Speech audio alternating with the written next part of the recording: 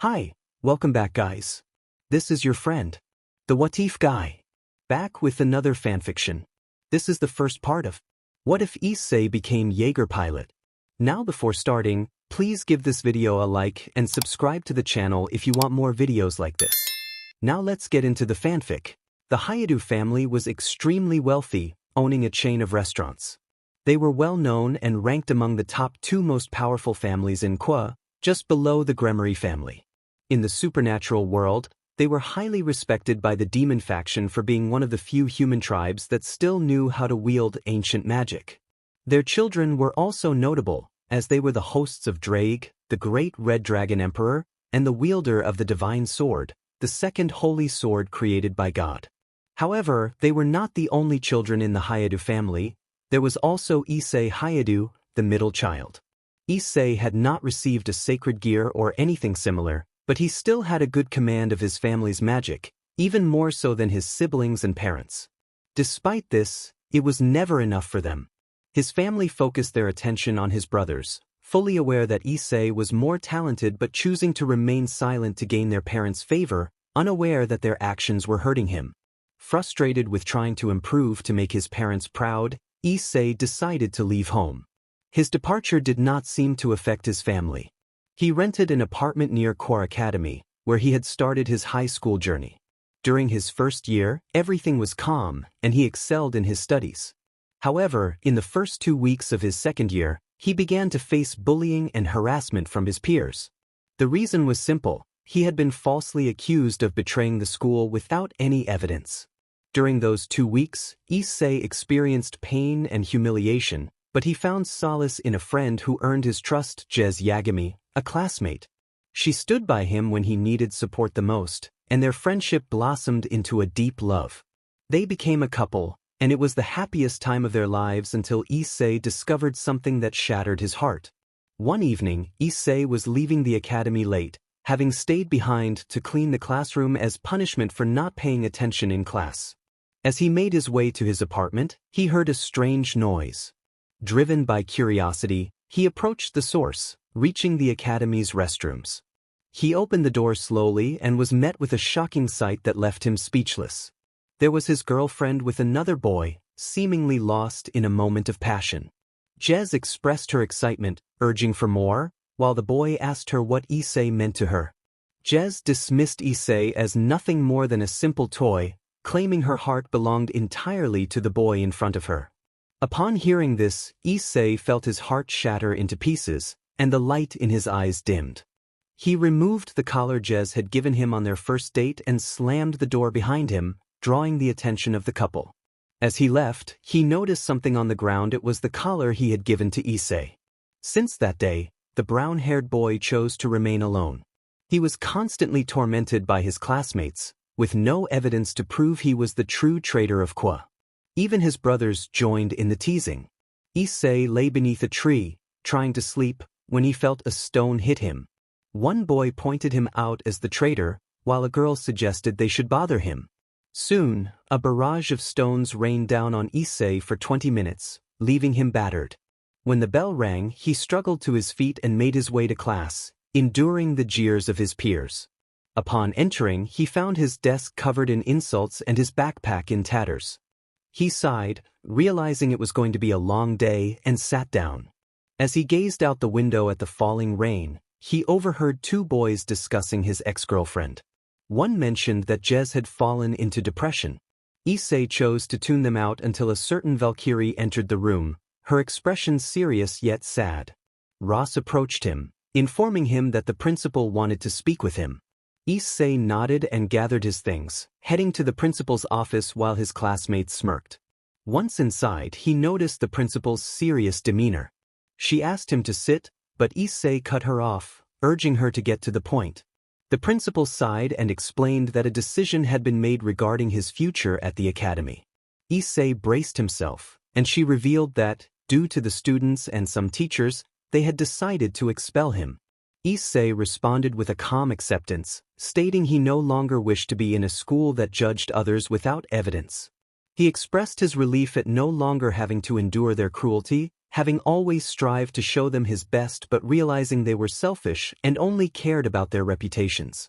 With that, he left the office, leaving the principal deep in thought. As Issei exited the academy, he wore a serious expression until he spotted a little girl playing with a ball in front of him, her mother watching with a smile. The scene warmed his heart, but then he saw the ball roll into the street. The girl ran to retrieve it just as a car approached.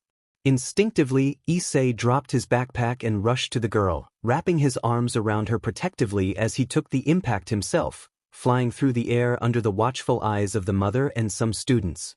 A week later, Issei lay in a hospital room, connected to a respirator.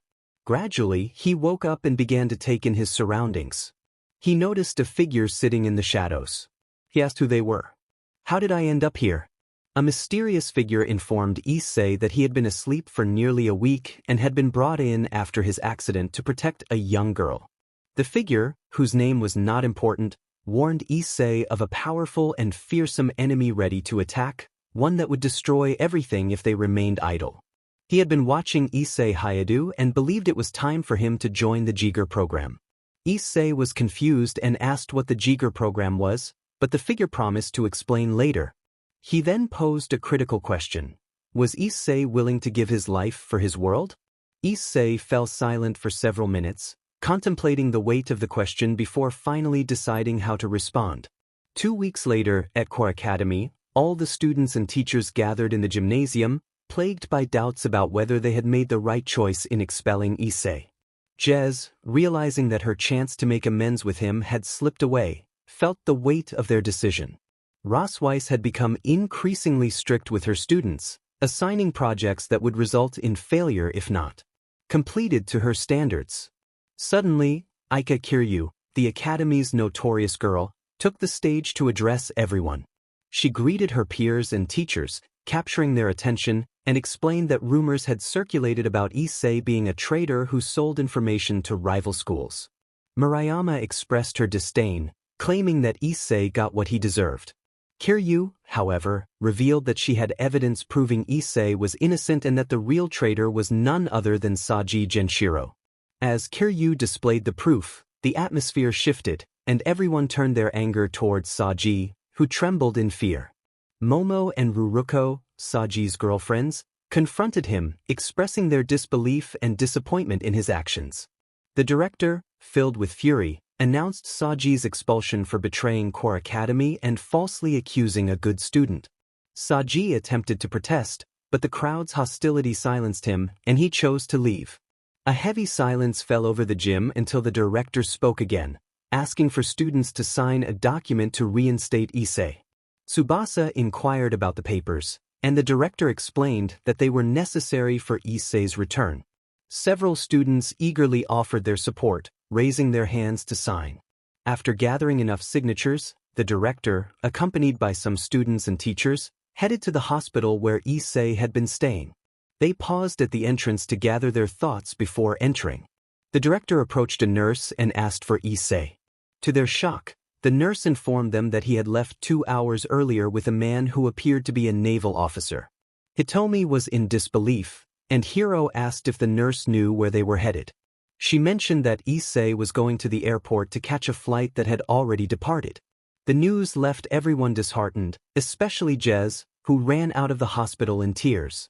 Upon returning to the academy, the Hayadu siblings informed their parents about Issei's departure and the manipulation he had faced, which saddened them. Many students at Core Academy lost their motivation to continue their studies, and some were withdrawn by their parents due to the scandal. Hiro and Hitomi joined the Gremory clan, hoping to find their brother, while Jez isolated herself, mourning her actions. A year passed, and Core Academy remained vigilant for any sign of Issei's return. However, a massive threat emerged: giant beasts capable of destruction. The supernatural world united with humanity against this menace, but their efforts seemed futile. Little did they know, brave individuals had organized to implement a program they had planned long before this crisis began, and among them was the once rejected brown-haired boy who was about to become the only one of his kind. End of chapter. 1 year later, in the Dark Dimension. The Dark Dimension was a place beyond our world, where only darkness and destruction existed. It was a realm devoid of life, except for a being that had been imprisoned there thousands of years ago. This being was known as Triexa, the beast of the apocalypse, or the dragon goddess of the apocalypse. She had been sealed away due to fear of her immense power, which was indeed greater than that of Great Red and Ophis combined. However, she was never the threat that the supernatural world believed her to be. All she desired was peace, to explore the world, and to witness the wonders created by humanity. Instead, she was confined in a dimension filled with darkness and devastation, which led her to despise her own kind. She loathed being a dragon and even resented her title, often wondering when she last saw a glimmer of light. Now, she was flying over a city in ruins, a look of sadness etched on her face. Suddenly, she heard something that caught her attention. Turning to the side, she witnessed a building collapsing, sending up a great cloud of dust and debris. Triexa, with a serious demeanor, called out, aware that nothing should be alive in these parts. She demanded to show itself, preparing for a potential confrontation. Through the smoke, she spotted a large figure with blue eyes that glowed like intense flames, staring at her menacingly while growling. Triexa noted that it seemed the creature did not wish to speak. She readied herself for battle, declaring that she would tear it apart.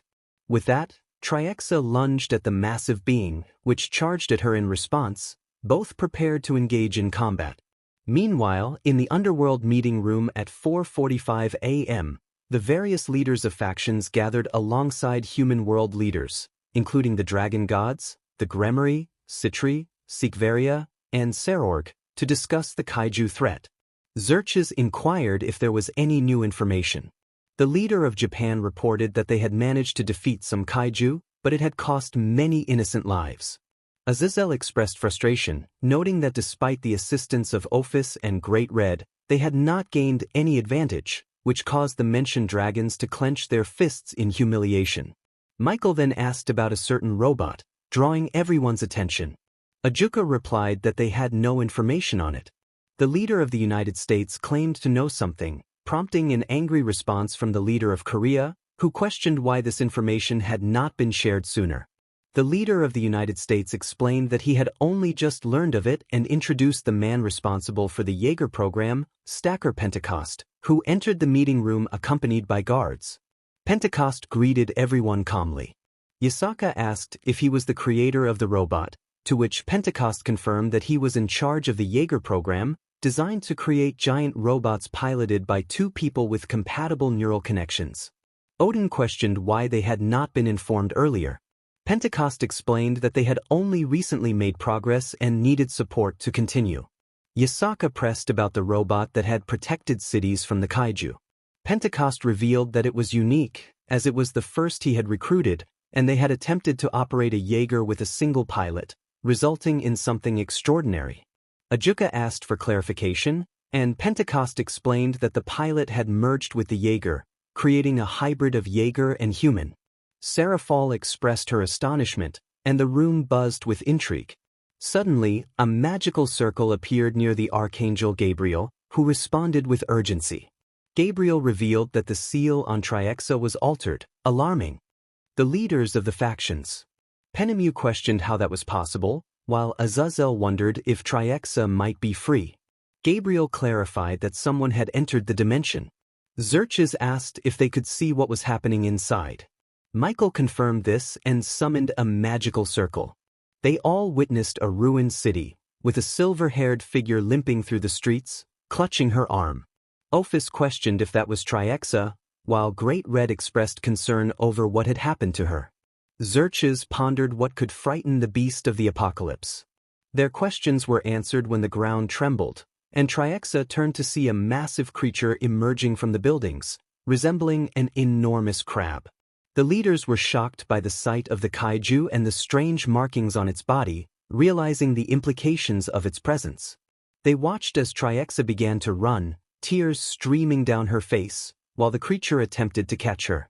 She managed to hide behind a dumpster in an alley, pleading for help. The sight of the beast of the apocalypse begging for assistance left everyone stunned, especially when the creature lunged toward her, prompting a terrified scream from Triexa. The leader of Mexico declared that they must go to her aid, while Office expressed disbelief at the situation unfolding before them. "I'm sorry, but we are not going to help that monster." The King of Spain questioned why not. Gran Rojo explained that she was a beast, the beast of the apocalypse, and if they released her, it would mean the end for everyone. The leader of China demanded to know what assured them of that. The leader of Paris added that just because she had that title didn't mean it was true. As the discussion heated up, one of the guards accompanying Pentecost spoke up. The soldier approached Pentecost and informed him that he had just received a message from the base. Pentecost asked what was happening. The soldier reported that Coyote Tango was no longer operational. Pentecost was shocked. Kunu pointed out the magical circle. They all watched as a green flash appeared above the buildings where Triexa and the kaiju were located, revealing a swirling portal from which several helicopters emerged, carrying a giant robot that they dropped onto the kaiju.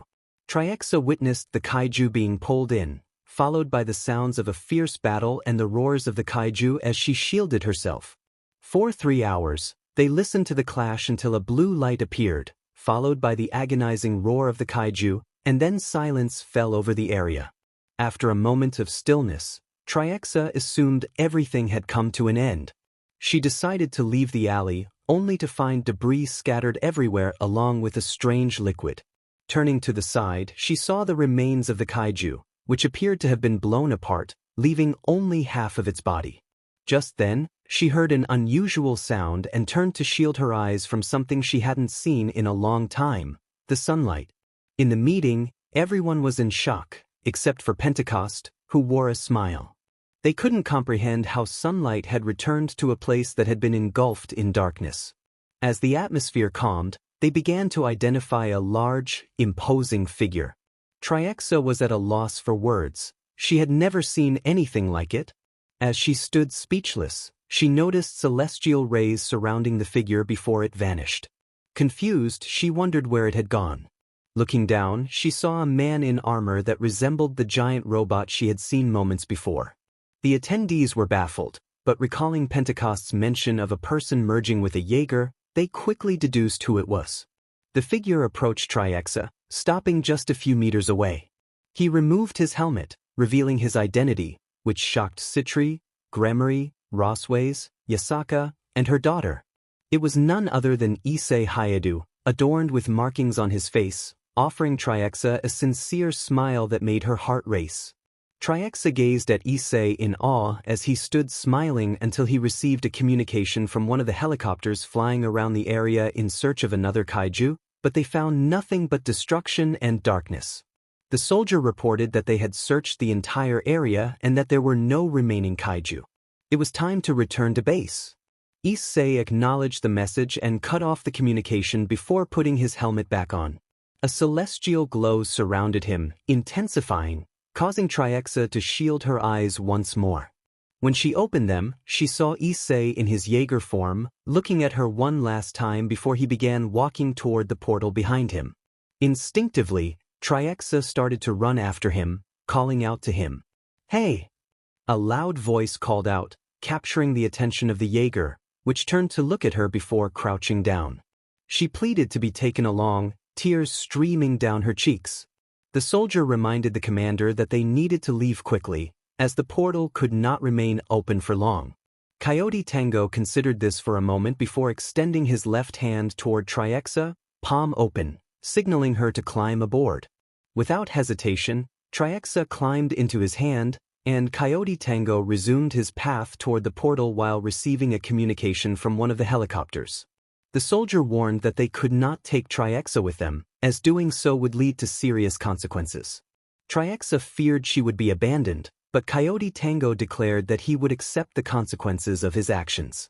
Triexa felt immense joy at this, knowing that after thousands of years, she would finally see the outside world again, all thanks to her savior. Together, Coyote Tango and his team exited the dark dimension with Triexa, all under the watchful eyes of the leaders in the meeting, who witnessed the image fade as the Jaeger left the dark dimension.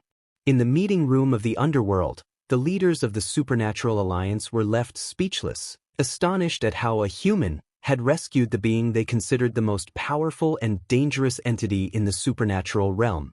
Pentecost decided it was best to leave and speak with Coyote Tango, but before he could, Xerxes demanded to be taken to the base where the robot was held, his gaze fixed intently on Pentecost. Pentecost stood his ground, stating that he had faced more dangerous beings than Xerxes. He had seen death up close and had lost his fear of it. Michael insisted that they needed to return Triexa to her seal, while Azazel warned of her potential danger. Ophis called her a monster, but Pentecost defended his soldiers, asserting that Coyote Tango had deemed her safe. Ophis challenged him, but Pentecost retorted that he had a better chance of fighting the kaiju than she did, silencing her. The Queen of France interjected, expressing her desire to visit the place where the giant robots were located, asking for their name. Pentecost informed her they were called Jaegers and assured her it was no problem. Yasaka also expressed interest in visiting, wanting to thank Coyote Tango for saving her daughter. Rossways, a former mentor of Coyote Tango, wished to speak with him to see how he had been. Pentecost agreed to let them come along as a portal opened behind them. He led the group through, accompanied by his guards and the leaders from both worlds with their respective companions. As the portal opened, revealing the Shatterdome, Pentecost welcomed them to China, guiding them toward an elevator. He promised to show them the facilities and explain the situation moving forward. Gabriel inquired about their identity, to which Pentecost replied that they were considered the resistance, but in reality, they were the army. Seraphal expressed surprise at the mention of an army. Pentecost elaborated that they had 20 bays with 30 Jaegers each, although they would only show them the largest ones. At that moment, Ophis's gaze fell upon a silver-haired figure admiring the Shatterdome. She pointed out Triexa, prompting everyone to assume a defensive stance as Pentecost approached her. He introduced himself as Marshal Pentecost, the one who had made her rescue possible. Triexa responded with surprise, asking who he was. Pentecost assured her that he had no reason to fear her. If Coyote Tango believes you are not a threat, there is no reason to fear you. Rias exclaimed that she was a monster, but Pentecost ordered everyone to stop and announced that he would introduce them to the largest Jaegers available. Ajuka asked how, and Pentecost pointed to the Jaeger named Crimson Typhoon from China, one of the biggest. He explained that it was built in Chansu, with a titanium structure and no alloys, equipped with 50 muscle fiber engines, piloted by the local triplet brothers, the Wintega, who had successfully defended the port of Hong Kong 7 times. As they watched the pilots play basketball, Pentecost noted their effective old technique of using 3 arms. Hero expressed his amazement, and Pentecost agreed, but urged them to move on to the next Jaeger, the T-90 Cherno Alpha. He explained that it was one of the oldest and heaviest Jaegers in service, but not to be underestimated as it was a brutal war machine piloted by Sasha and Alexis Wilkins. Odin asked if they were Russian, and Pentecost confirmed, warning that it would be unwise to cross them. Pentecost then led them to the largest of the Model 3s, Gypsy Danger. He described its titanium structure with no alloys, 60 muscle fiber engines, a fluid synapse system, and a dual-core nuclear reactor. Triexa was filled with excitement. A few minutes later, Pentecost welcomed Herc and Chuck to Hong Kong, approaching a man in his 50s and his 25-year-old son. Herc instructed them to wait while he walked toward his friend and company, noting that they were the leaders of the factions and that it seemed they did not expect humans to achieve all this. He recognized Herc Hansen, a friend from the glorious days of Model 1. Herc acknowledged Triexa, who had been rescued by Coyote Tango that day, shaking her hand and expressing gratitude for the possibility of everything they were doing. Pentecost introduced Herc and Chuck as the operators of Striker Eureka, the fastest Jaeger of all, the first of the Model 5s. Kuna found it fantastic, and Herc agreed but mentioned that it could not compare to what was coming next. Aquino asked what he meant, just as the doors of the Shatterdome opened to reveal Coyote Tango on a walking platform, being transported to one of the hangars. Pentecost noted that Triexa had the great privilege of meeting Coyote Tango in person. Herc explained that it was the oldest Jaeger, the first of Model 1, and the only one of its kind as Coyote Tango passed by. Baraquil commented that it was due to being a hybrid, and Herc confirmed that it was also the strongest among all the Jaegers. A voice announced that Coyote Tango was to report to Hangar 23 for repairs, echoing throughout the area. Everyone watched as the Jaeger headed to the indicated hangar while Pentecost continued showing the leaders around, although some chose to stay behind. Triexa approached the hangar where Coyote Tango was being repaired, a smile forming on her face as she watched the technicians work on the damaged parts and reload its cannons. She expressed her gratitude for being saved while observing the repairs being made on Coyote Tango. In the Shatterdome's meeting room at 6:30 p.m., all the world leaders were gathered, including those from the supernatural realm. In their midst was Marshal Pentecost, accompanied by the pilots of Gypsy Danger, Raleigh Beckett and his co-pilot Mako Mori. The atmosphere was tense, with some supernatural leaders, particularly the Hayadu brothers, regarding Pentecost with hostility, as they believed he had turned their beloved brother into a weapon. Azazel asked what they were waiting for, sounding somewhat bored. Pentecost explained that they were waiting for Herc and his son, as well as his best soldier. Just then Herc and Chuck entered, bringing Triexa with them, who was pouting adorably. Herc mentioned that she did not want to leave the hangar where Coyote Tango was, so they decided to bring her along. Chuck expressed his annoyance at the situation, and Triexa defended herself, saying she wanted to be there. Pentecost reassured her that Coyote Tango would be joining them as well. Hitomi was delighted at the news. Pentecost informed them that the repairs had been completed, and Coyote Tango would arrive shortly. As the doors opened, Issei appeared, his gray hair and blue eyes, along with some scars on his face, catching everyone's attention.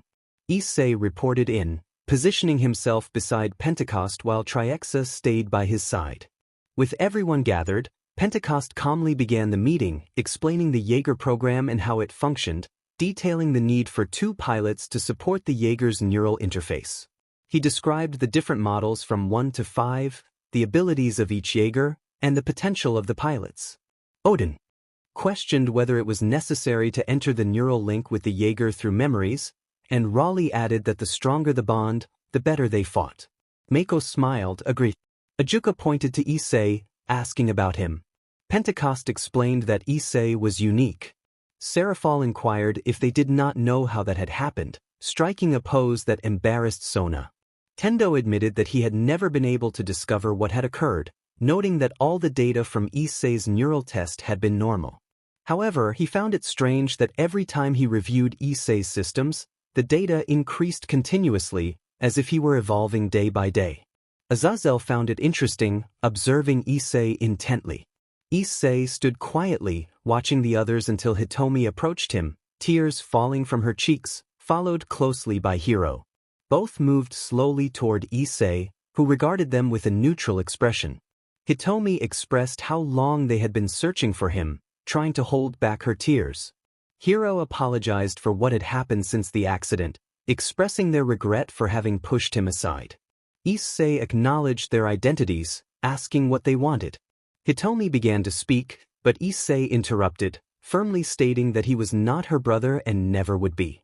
Hiro was about to strike his brother, but Triexa stopped him with a raised finger. She asked seriously what he thought he was doing. Hiro replied that it was none of her business, referring to her as the beast of the apocalypse. Triexa responded that it did concern her because he had saved her, then sent him crashing against a wall. Gran Rojo began to speak, warning Triexa not to provoke her, but he stopped when he saw Issei's cold gaze. Issei stated firmly that she should not be threatened in his presence. Herc intervened, suggesting that it was unnecessary to start a fight right there. Raleigh proposed they finish the meeting first and then settle their differences later. Pentecost agreed, emphasizing that they needed to work together to face these challenges. Xerxes demanded Issei Haya to be handed over, assuring them that he would be safe in their ridiculous program. Mako, serious and protective, questioned why they should do that. Rias argued that Issei belonged to the supernatural world alongside them and that it would be a good idea to make him her pawn, pulling out a pawn piece as she spoke. Pentecost firmly refused, stating he would not give away one of his soldiers as if they were disposable objects. Herc added that Issei was like a member of their family and they should not hand him over unless he wanted to go. Hitomi shouted angrily that they were not his family, they were. Chuck retorted that they had been more like brothers to him than they were. Hiro dismissed Chuck's claim, while Raleigh pointed out that Hiro had not been a good brother either. The discussion escalated into a heated argument until Rossways and Yasaka decided to intervene. Yasaka shouted for them to stop, asserting that Issei was the only one who could choose whether to stay with them or join the others. Rossways agreed, stating they had no right to force him to come with them if he didn't want to. Issei appreciated their support, but just then, the marshal's communicator sounded, causing him to become serious upon hearing the message. Raleigh asked if everything was all right, noticing the marshal's tense demeanor. In the Pacific Ocean, the flames had intensified, accompanied by lightning, until a massive creature emerged from the abyss. Meanwhile, in the Shatterdome at 7:30 p.m., all the leaders were gathered along with some pilots and Issei. Tendo reported that at 7 p.m., the abyss had opened, unleashing 2 Category 4 events, codenamed Odachi and Grandback, which would arrive in Kyoto in 1 hour. Pentecost ordered that civilians and yokai be evacuated immediately, naming the Jaeger's Crimson Typhoon and Cherno Alpha to be positioned in shallow waters. He instructed Coyote Tango to guard the coast from behind, emphasizing their uniqueness and the need to learn more about them. Issei acknowledged the orders while donning his Coyote Tango armor. Pentecost commanded everyone to move out. Just as Issei was about to leave, Triexa grabbed his arm, visibly worried. She asked him to promise he would return, tears welling in her eyes. Issei assured her that he would come back before heading off to fulfill his mission, leaving Triexa watching anxiously as he departed, her concern evident to all the supernatural beings present. The Jaegers, Cherno Alpha and Crimson Typhoon were seen being lifted by helicopters from the top of the Shatterdome, while Coyote Tango opened a hatch with its own hands and began walking in the same direction as the other 2 Jaegers. Inside the Shatterdome, all the leaders, along with Pentecost and the other pilots, watched as the Jaegers moved away from the location. Pentecost instructed Mr. Choi to initiate the ground portal. Tendo complied, starting to press buttons to activate the ground portal. Now, as a portal opened in front of the Jaegers, Azazel expressed his fascination. Raleigh explained that it was a terrestrial portal, allowing them to travel anywhere on Earth. Ajuka marveled at the incredible technology they had achieved, while Serafal questioned its functionality. Mako encouraged them to see for themselves. The Jaegers stepped through the portal and emerged in the yokai realm. Coyote Tango was walking along the coast, observing as Cherno Alpha and Crimson Typhoon moved further away. Coyote Tango communicated with the Shatterdome, announcing that he was in position and ready for action. Pentecost instructed him to stay put and not intervene unless absolutely necessary, warning that the Category 4 kaijus were the largest they had encountered in size and weight. Meanwhile, helicopters that had been attached to Cherno Alpha and Crimson Typhoon halted a distance from the shore. Alexia announced that Cherno Alpha was ready for action and began releasing the hooks, which fell into the water alongside Crimson Typhoon, while Coyote Tango remained in his position. Alexia continued to monitor the coast, keeping her beacon lit as she advanced with Crimson Typhoon. In the Shatterdome, everyone watched with seriousness, while Triexa was particularly worried about Coyote Tango, who continued to hold his position. Pentecost called out to Miss Yasaka, recommending that she contact her daughter in Kyoto to evacuate the entire realm.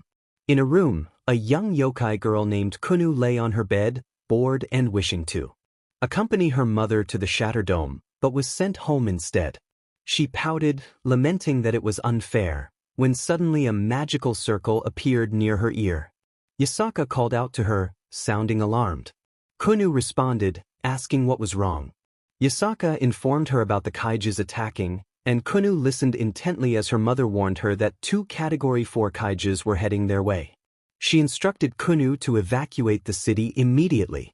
Kunu agreed and rushed out of her room towards a tower with a large horn, sounding it to signal the evacuation of her realm while keeping an eye on the coast, where she spotted Coyote Tango maintaining his position. On the coast, Crimson Typhoon and Cherno Alpha continued their watch until something appeared to the right of the Chinese Jaeger. The pilot alerted his team to the presence of a threat. Suddenly, the massive kaiju Odachi appeared before them, delivering a powerful tail swipe that knocked Crimson Typhoon down. However, it quickly got back up, preparing to engage the formidable kaiju. The second pilot activated their defensive mode, readying their weapons for a counterattack. Odachi attempted to knock Crimson Typhoon down again, but the Jaeger managed to land several cuts on the kaiju, using its back thrusters to enhance its speed. Odachi caught 2 of Crimson Typhoon's 3 arms, but this only prompted the Jaeger to use all its thrusters to propel itself behind Odachi and throw it away. As Odachi attempted to rise, Cherno Alpha charged in, delivering a series of strikes until it received a powerful tail swipe that sent it crashing down. Coyote Tango communicated that Crimson Typhoon and Alpha were in trouble and that he would provide support. However, Pentecost insisted he stay in position, emphasizing the need for him to remain alive. During the fight, Crimson Typhoon tried to attack Odachi from behind but was struck on the head by the kaiju's tail, which then pierced its helmet. Frustrated, Coyote Tango declared that he would not sit idly by and watch his allies fall. He resolved to help, despite Pentecost's protests. In the battle, Odachi managed to tear off Crimson Typhoon's head, incapacitating the Jaeger and its pilots.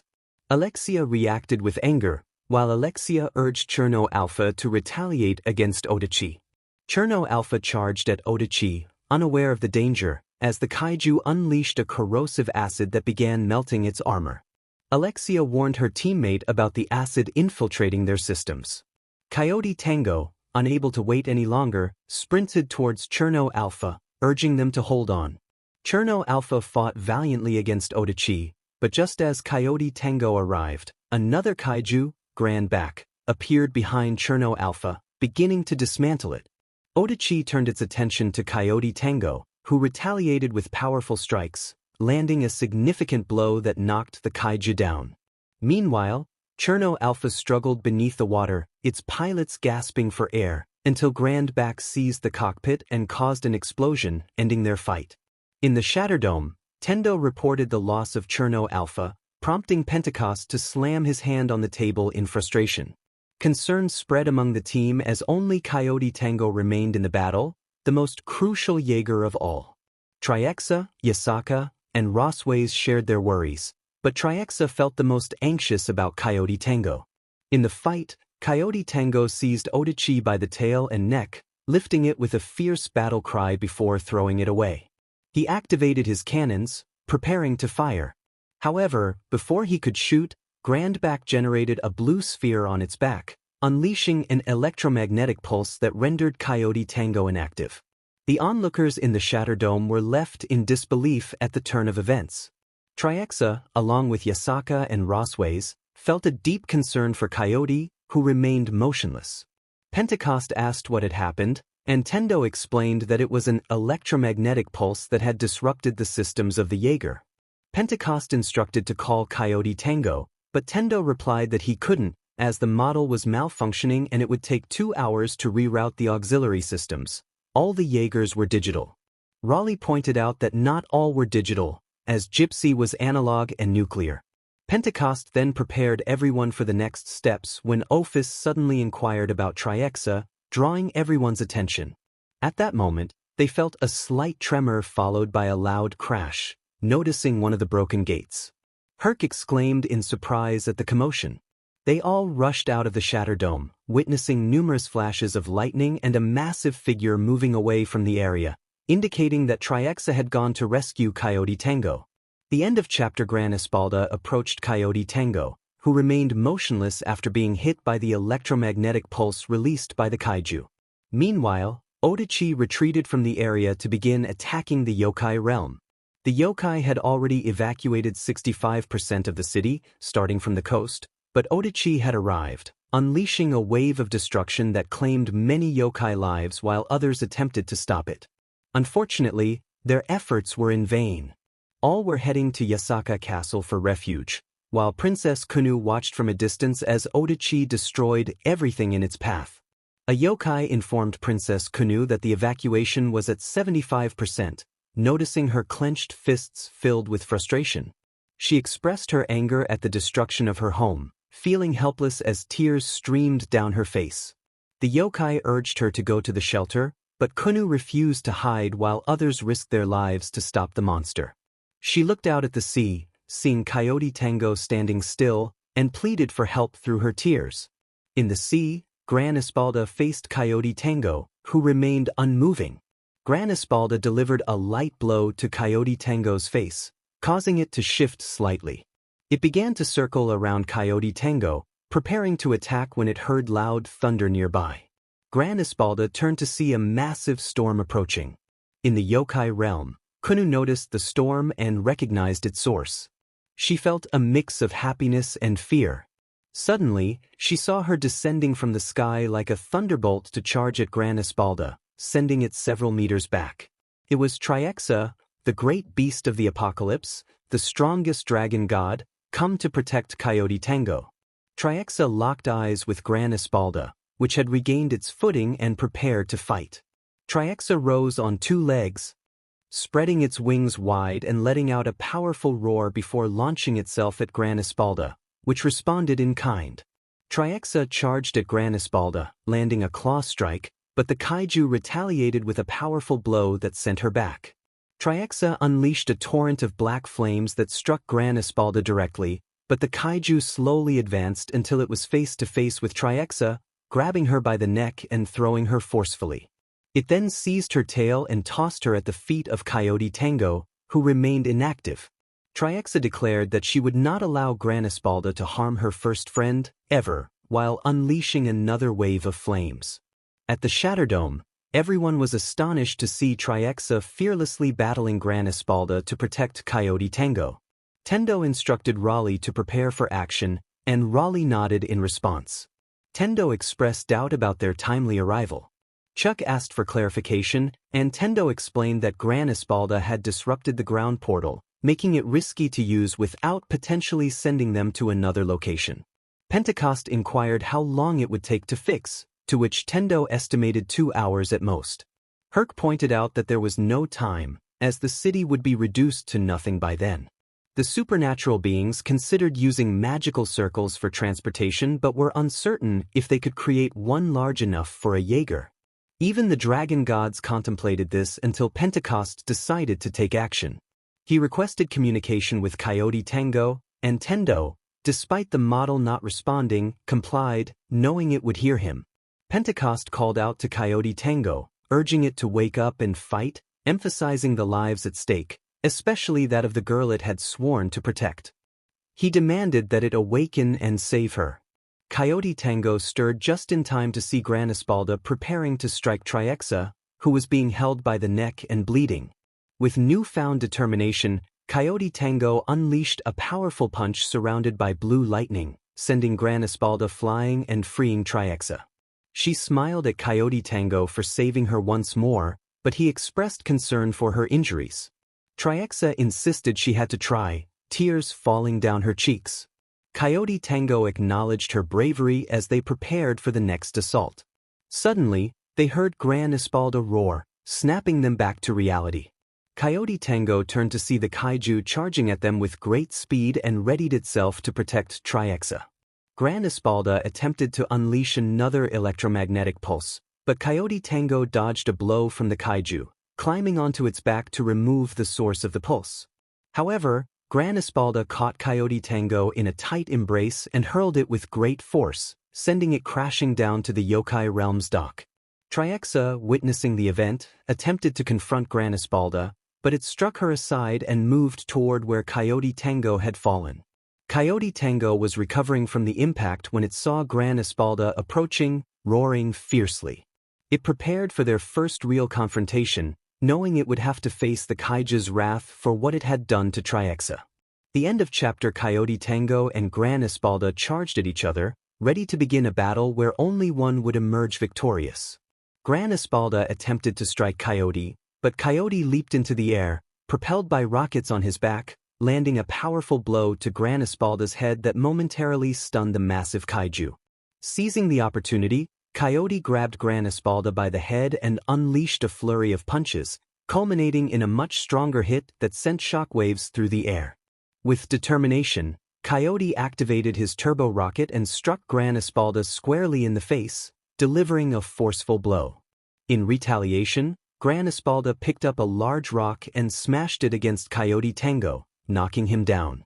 However, Coyote quickly regained his footing and retaliated with a series of powerful punches, his fists crackling with blue energy. Gran Espalda then grabbed Coyote from behind and hurled him several meters, causing him to crash into a building, which began to crumble around him. Coyote, undeterred, taunted Gran Espalda, insisting that he was not finished yet. Gran Espalda charged at Coyote with incredible speed, trying to tackle him. Coyote managed to withstand the weight of the kaiju, but he was pushed back. Gathering his strength, Coyote fired several energy blasts into Gran Espalda's right side, causing significant damage before the kaiju fell into the water. Coyote then pushed Gran Espalda's lifeless body aside to contact Triaxa. He called out to Triaxa, concerned for her well-being, but received no immediate response. After a moment, Triaxa replied, struggling to speak, indicating she was hurt but alive. Coyote insisted she stay where she was, promising to come for her. Triaxa urged him to focus on stopping the other kaiju, assuring him she would be fine. Just then, Pentecost interjected, agreeing with Triaxa and instructing Coyote to confront Odachi while they took care of Triaxa. Reluctantly, Coyote agreed and turned to face the burning city of yokai. Meanwhile, Kuna found herself in the underground shelter of her kingdom, surrounded by the surviving yokais from Otachi's attack. The atmosphere was tense and silent until a loud crash and tremor startled everyone. Kuna realized that Odachi was above them, trying to break in. As the ground shook again, she felt the urgency to protect her people, even as fear gripped her heart. Suddenly, part of the ceiling collapsed, revealing the outside world. The yokais gasped in terror, but there was no sign of Odachi, leading them to hope that the danger had passed. Kunu cautiously leaned closer to the opening to see the destruction of her kingdom. One of the yokais warned her not to go out, but Kunu was determined to understand the situation. Just then, Odachi appeared, attempting to capture her. Kunu managed to retreat, but Odachi extended its tongue into the shelter, from which 3 tentacles emerged, grabbing the small yokai. Several guards rushed to save her. Desperate, Kunu shouted for release as her people fought to rescue her. One brave yokai drew his sword and severed the tentacles, freeing Kunu. Odachi roared in pain and then began to smash through the floor and ceiling, intent on capturing Kunu and harming the others.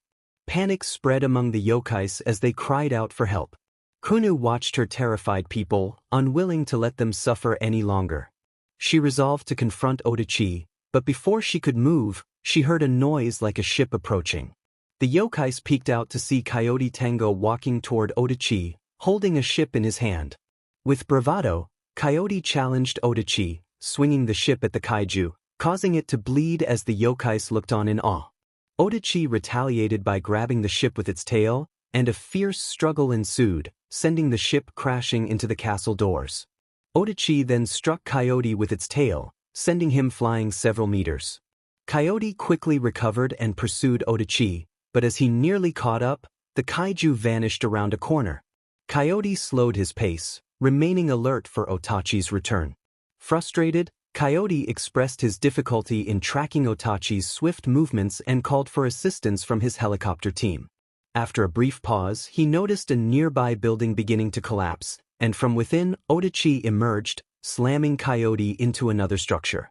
Coyote fought back, delivering punches in an attempt to finish the battle with an energy blast, but Odachi skillfully dodged, using Coyote's own body to crash through a building. After finishing his maneuver, Coyote Tango pushed forward to use his acid, but he barely managed to dodge, crashing into a building behind him. Realizing the severity of the situation, he attempted to tear out Otachi's tongue, but his arm was suddenly caught by the kaiju's tail, which tried to rip his head off with its sharp claws. Coyote Tango activated the coolant on his left side, releasing a burst of coolant that struck Otachi's tail directly.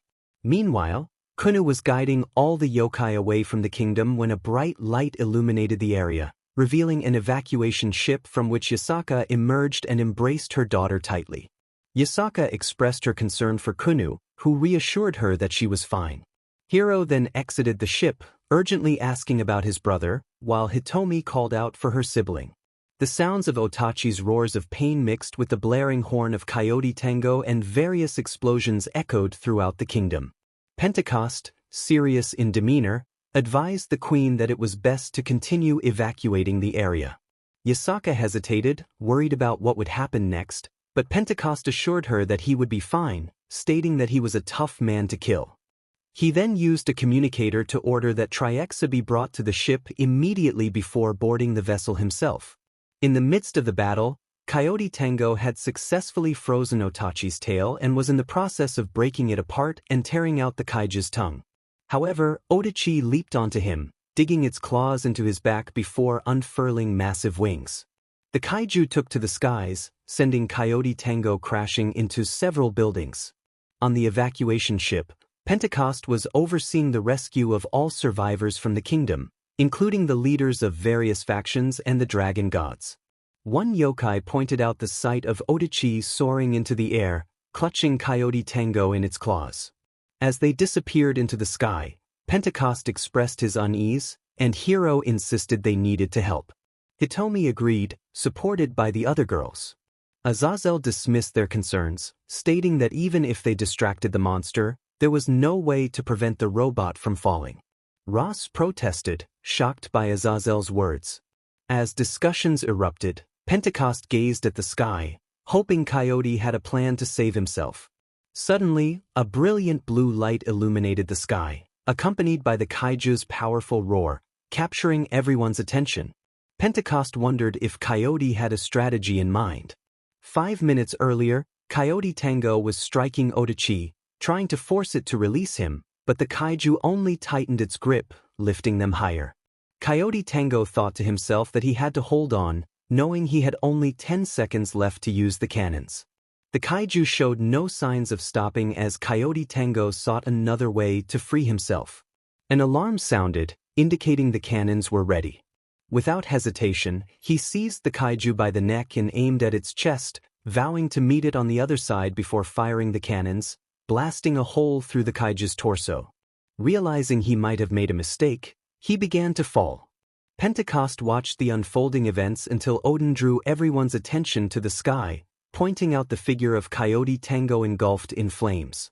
Shocked, Pentecost attempted to communicate with him, urging him to release the dampers as it was his only escape. Triexa called out to him, worried for his safety. As Coyote Tango plummeted uncontrollably, everyone feared it would be the end for him. Coyote Tango shouted as he fell, warning everyone to stay away. He crashed to the ground, creating a powerful gust of wind that kicked up dust. Many believed he could not have survived such a fall, but as the dust settled, they saw movement within it. Initially thinking it was another enemy, they soon realized it was Coyote Tango rising like a champion. The crowd erupted in applause, cheering his name, while Triexa wiped away her tears, relieved to see her hero safe. A week had passed since the kaiju attack, and everything had been calm. The war clock continued to run without resetting as the pilots and their teams made improvements to their Jaegers. For Issei, however, the tranquility felt both peaceful and boring. Since the incident, he had been under observation, showing remarkable evolution every second. It became clear that repairs after battles were no longer necessary, as he could self-repair, which amazed everyone. Yet, they understood he had limits and could sustain injuries from which he could not recover. There were also several attempts by supernatural beings to claim Issei, from trying to engage him with an heiress to challenging him to a raiding game. As always, he rejected them, and his teammates threatened to dismantle anyone who dared to approach him. Now, Issei stood outside the Shatter Dome, gazing at the vast ocean while smoking a cigarette. The water splashed against his face from the large waves, but he found it relaxing. The sensation of water on his skin, the sound of the ocean, and the breeze felt refreshing. Suddenly, he sensed someone approaching. He turned to see Triexa, dressed in a green jacket, dark pants, and military boots. Her beautiful silver hair danced in the wind, making her look enchanting in Issei's eyes. Triexa appeared nervous as she approached, her cheeks slightly flushed. She had come to find him, but her shyness was evident. Issei noticed her unease and asked with a serious yet concerned tone what was wrong. Triexa hesitated, fidgeting with her fingers as she recalled a conversation with Mako. In a flashback, Triexa and Mako were having lunch with Raleigh, discussing a significant issue concerning the dragon goddess of the apocalypse. Raleigh, while listening, found the situation amusing, despite the seriousness of the topic. Mako, serious, asked Triexa why she seemed so nervous. Triexa struggled to articulate her thoughts, prompting Raleigh to tease her about her stuttering. Mako urged her to speak clearly, and after several attempts, Triexa finally exclaimed that she was in love with Issei. The revelation left everyone at the table stunned. Issei had never been one to focus on relationships or love. He was dedicated to his work as a soldier and Jaeger pilot. However, since the arrival of the Beast of the Apocalypse, Issei had changed. He became more open, often conversing with Triexa, and though he rarely smiled, his moments of joy brought happiness to those around him. Herc asked if Triexa planned to tell Issei about her feelings. Triexa expressed her uncertainty, fearing rejection or that he might have someone else in mind. Mako reassured her that Issei had changed significantly since she arrived, becoming more relaxed and cheerful. Raleigh and Chuck echoed this sentiment, noting that Issei had once been cold and focused solely on his missions. Encouraged by her friends, Mako advised Triexa to follow her heart, suggesting that Issei might feel the same way about her. Triexa had always been seen as a weapon or a monster, but since Issei saved her and offered her a place to call home, she had begun to feel love for him. Yet, she worried it might be unrequited.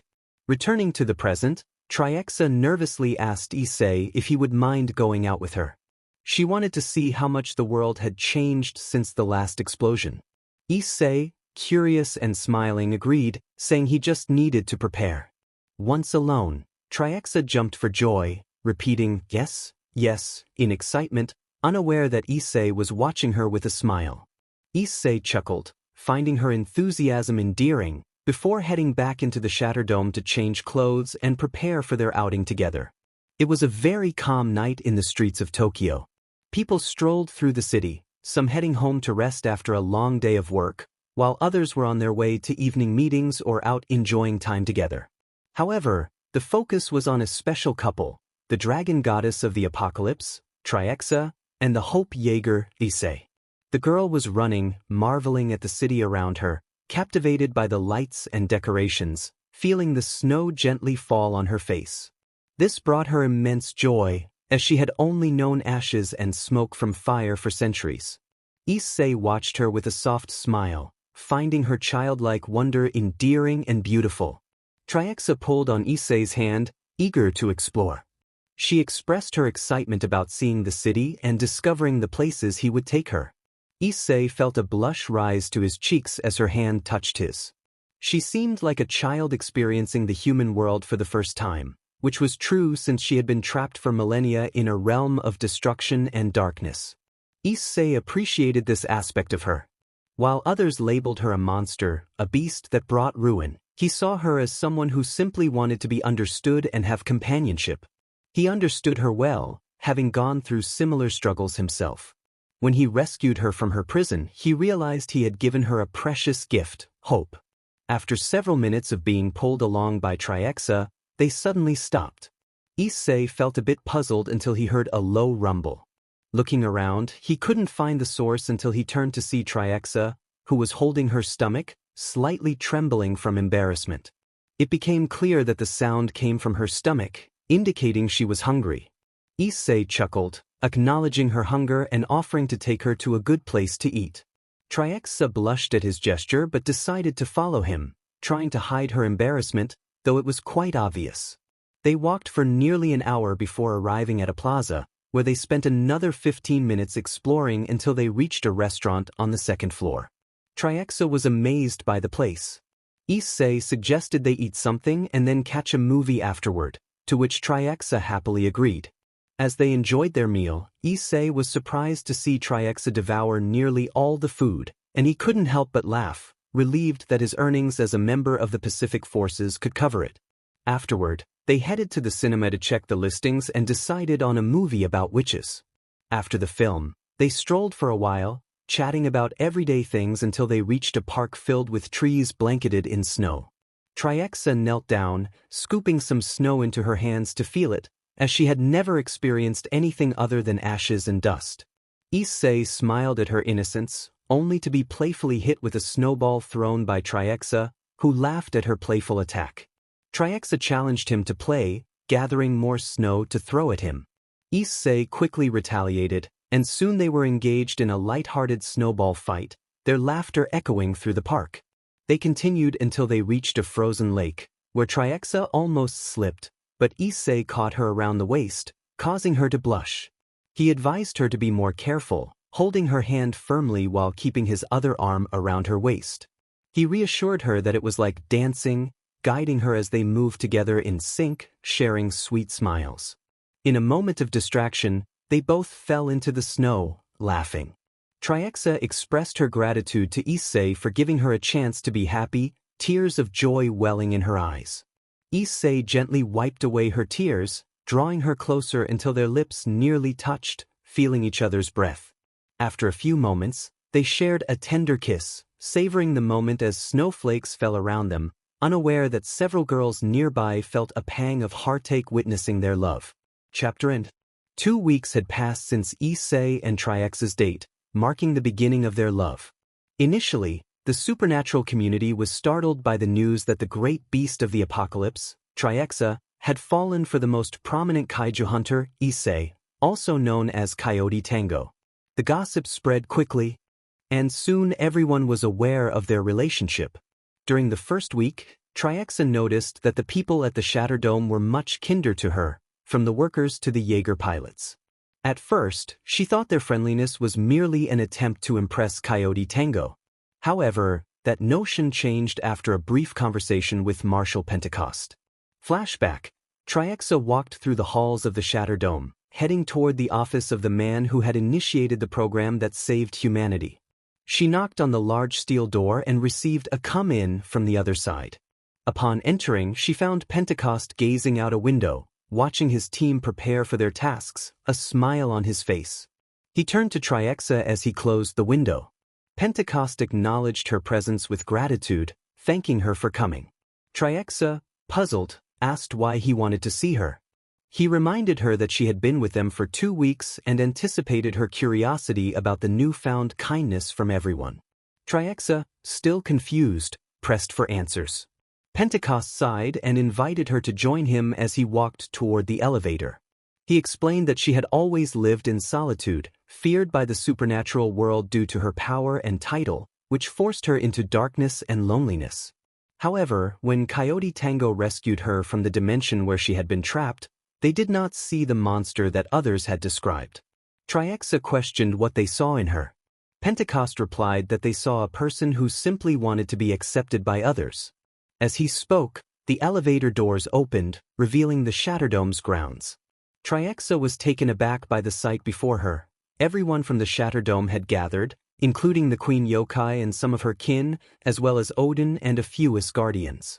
2 Jaegers, Gypsy Danger and Striker Eureka, held a banner that read, "Welcome to your new home, Triexa."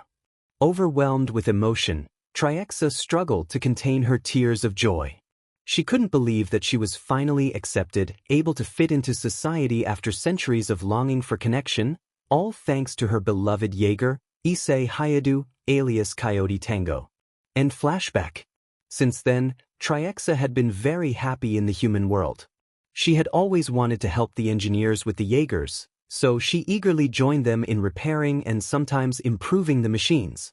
At that moment, she was working on Gypsy Danger's armor after a tough battle with a Category 3 kaiju. She was finishing up the repairs on the helmet covering the reactor while humming a tune when she heard someone call out to her. Issei teased her, calling her the dragon goddess of engineering, as he entered the hangar where she was working.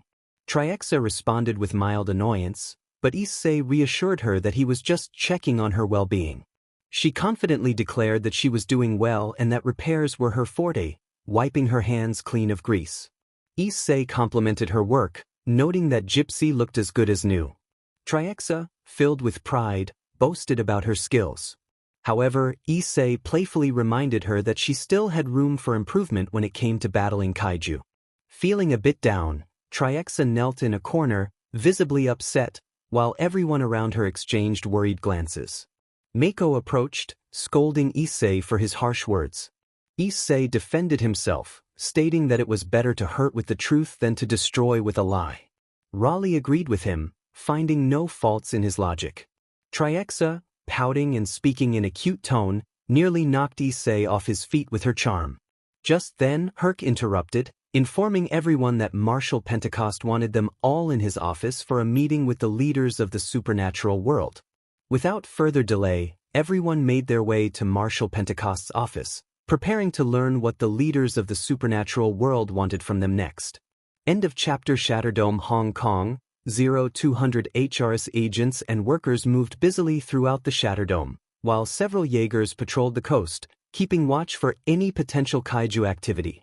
However, our focus shifted to the roof of the Shatterdome, where our favorite couple lay together, gazing at the stars while holding hands.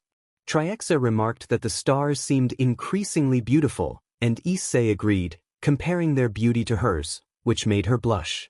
She shyly denied his compliment, but Issei found her adorably bashful. He thought it was time to express his feelings and sat up, prompting Triexa to ask if something was wrong. He reassured her that he was merely lost in thought while reaching into his pocket. As Triexa embraced him from behind, she inquired about his thoughts. Issei reflected on the wonderful and fun moments they had shared, expressing his gratitude for the beautiful smiles she had given him. Triexa, confused by his tone, asked what was on his mind. Issei struggled to find the right words, feeling nervous about what he wanted to say. Just as he was about to confess his feelings, Tendo's voice echoed through the Shatterdome, interrupting them. He ordered them to stop their antics and report to the bridge immediately. Triexa noted that the meeting with the factions was about to begin and kissed Issei on the cheek.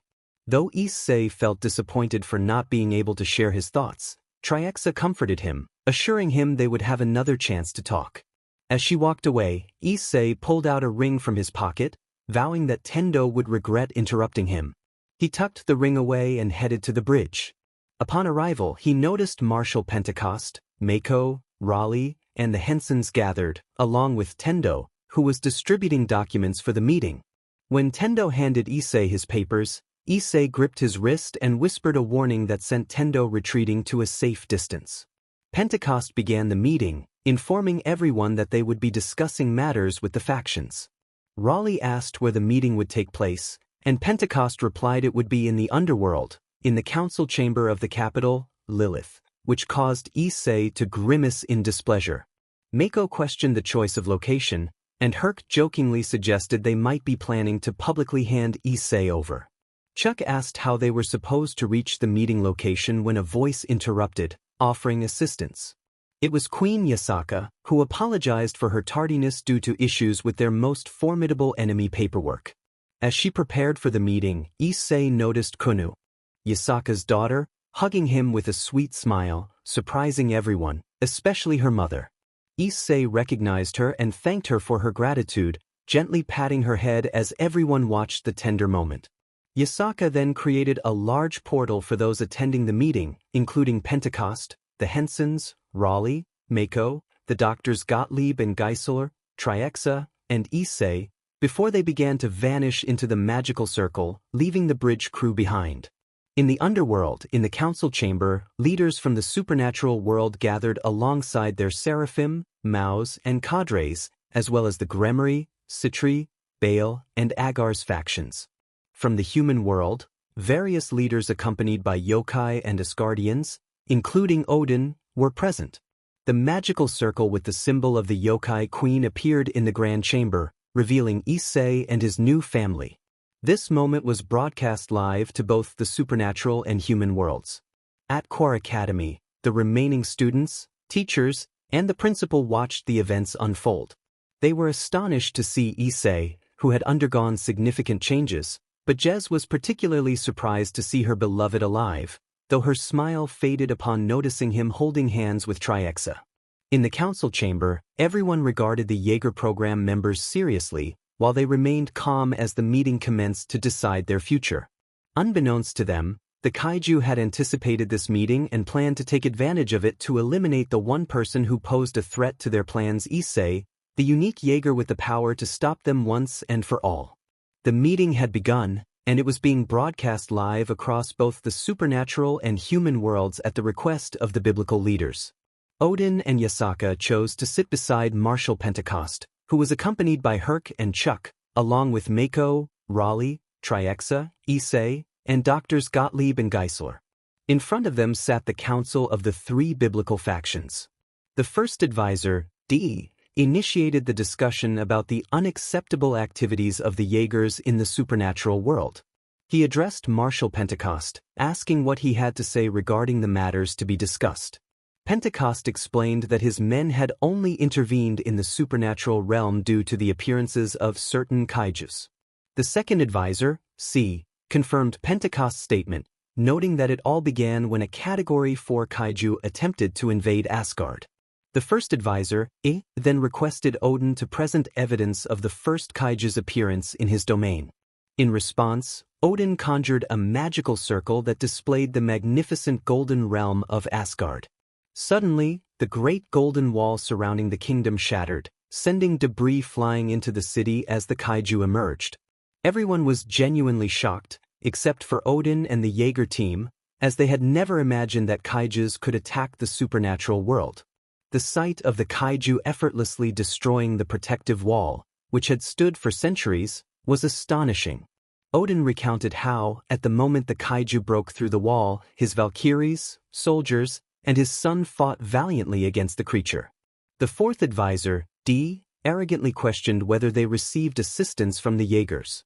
Pentecost smiled in response, leaving the advisor momentarily confused. Odin corrected the advisor, stating that the marshal had indeed sent help by dispatching Stryker, piloted by the Hensons. He then showed footage of Stryker engaging the kaiju in Asgard. The Jaeger seized the kaiju by the neck and delivered a powerful punch to its face, followed by another blow before the creature could react. Stryker fought fiercely, overpowering the kaiju and slamming it against a building before firing 6 missiles from its chest, defeating it. Odin concluded his presentation, and Pentecost confirmed that this was the first and only time his men had intervened in their world, urging them not to make unfounded accusations. The second advisor, attempted to apologize, but the third advisor, D, coldly pointed out that Issei Hayadu, also known as Coyote Tango, had intervened to save Triexa from a Category 1 kaiju in the Dark Dimension, where she was supposed to be imprisoned for life. He arrogantly demanded the return of Triexa, the surrender of Coyote Tango, and control of the Jaeger program, prompting disapproving glances from others at the Demon Council. Pentecost anticipated such demands and was prepared to respond. The fourth advisor, D, began to speak, but Pentecost interrupted, asserting that his men were the ones who fell whenever a Jaeger was defeated. He firmly refused to hand over Triexa, his best soldier, or relinquish control of the Jaeger program. The second advisor, A, acknowledged Pentecost's position, but the fifth advisor, D, angrily questioned who he thought he was to refuse their orders. Pentecost confidently stated that he was simply a man who had shown more courage than all of them combined. The demon advisors erupted in outrage, but their anger was cut short by a sudden tremor that grew stronger, followed by a terrifying roar that sent shockwaves through the supernatural beings present. A kaiju had appeared. Everyone rushed outside to witness the city of Lilith engulfed in flames, with the kaiju charging toward them at high speed. Raleigh identified it as a Category 1 kaiju. Issei, eager to engage, was halted by Pentecost, who suggested allowing a veteran team to handle the situation. As confusion spread among the group, they watched as a building collapsed, revealing a metallic fist striking the kaiju, causing it to stagger back. Initially mistaken for a Jaeger, the true identity was revealed when the smoke cleared to show the Jaeger Model 1, Romeo Blue. Issei recognized it and noted that the marshal must have anticipated this outcome. Pentecost confirmed that the pilots were eager for a fight against a kaiju. The live broadcast continued, showcasing Romeo Blue's impressive combat skills as it battled the kaiju. The pilots demonstrated remarkable bravery, pushing the creature back despite its attempts to shake them off. Unbeknownst to everyone, this was merely a distraction, allowing the kaijus to set their true plan in motion to eliminate Issei Hayadu, the real threat to them once and for all. In the underworld, the capital of Lilith lay in ruins, engulfed in flames. Many demons were seen fleeing the city, while amidst the destruction, two massive figures clashed. One was a giant monster, a Category 1 kaiju, and the other was a Jaeger, Model 1, known as Romeo Blue. They were locked in an intense battle that seemed endless, but even in the midst of combat, Romeo Blue made it a priority to protect the citizens of Lilith's capital. Issei observed the scene and noted that help was needed. He watched as Romeo pushed the kaiju back, only to uncover a group of kaijus hidden beneath the debris. Jaeger insisted they had to assist Romeo. Pentecost agreed but urged everyone to evacuate the demons from the area. However, he was interrupted by an Asgardian bearing troubling news. The Asgardian reported that Asgard had fallen, shocking everyone present. Odin demanded to know how this could have happened. The Asgardian explained that the attack by the kaiju was merely a distraction for another kaiju to invade Asgard and enter the ghostly sea. Odin was incredulous, asserting that it was impossible for them to know of its existence. Xerxes, confused, asked what Odin was talking about. Odin revealed the legend of the ghost of Ragnarok's axe, claiming that whoever wielded it would become invincible. This revelation stunned everyone. Newton then chimed in, confirming his earlier research about the kaijus. He had discovered they shared the same DNA.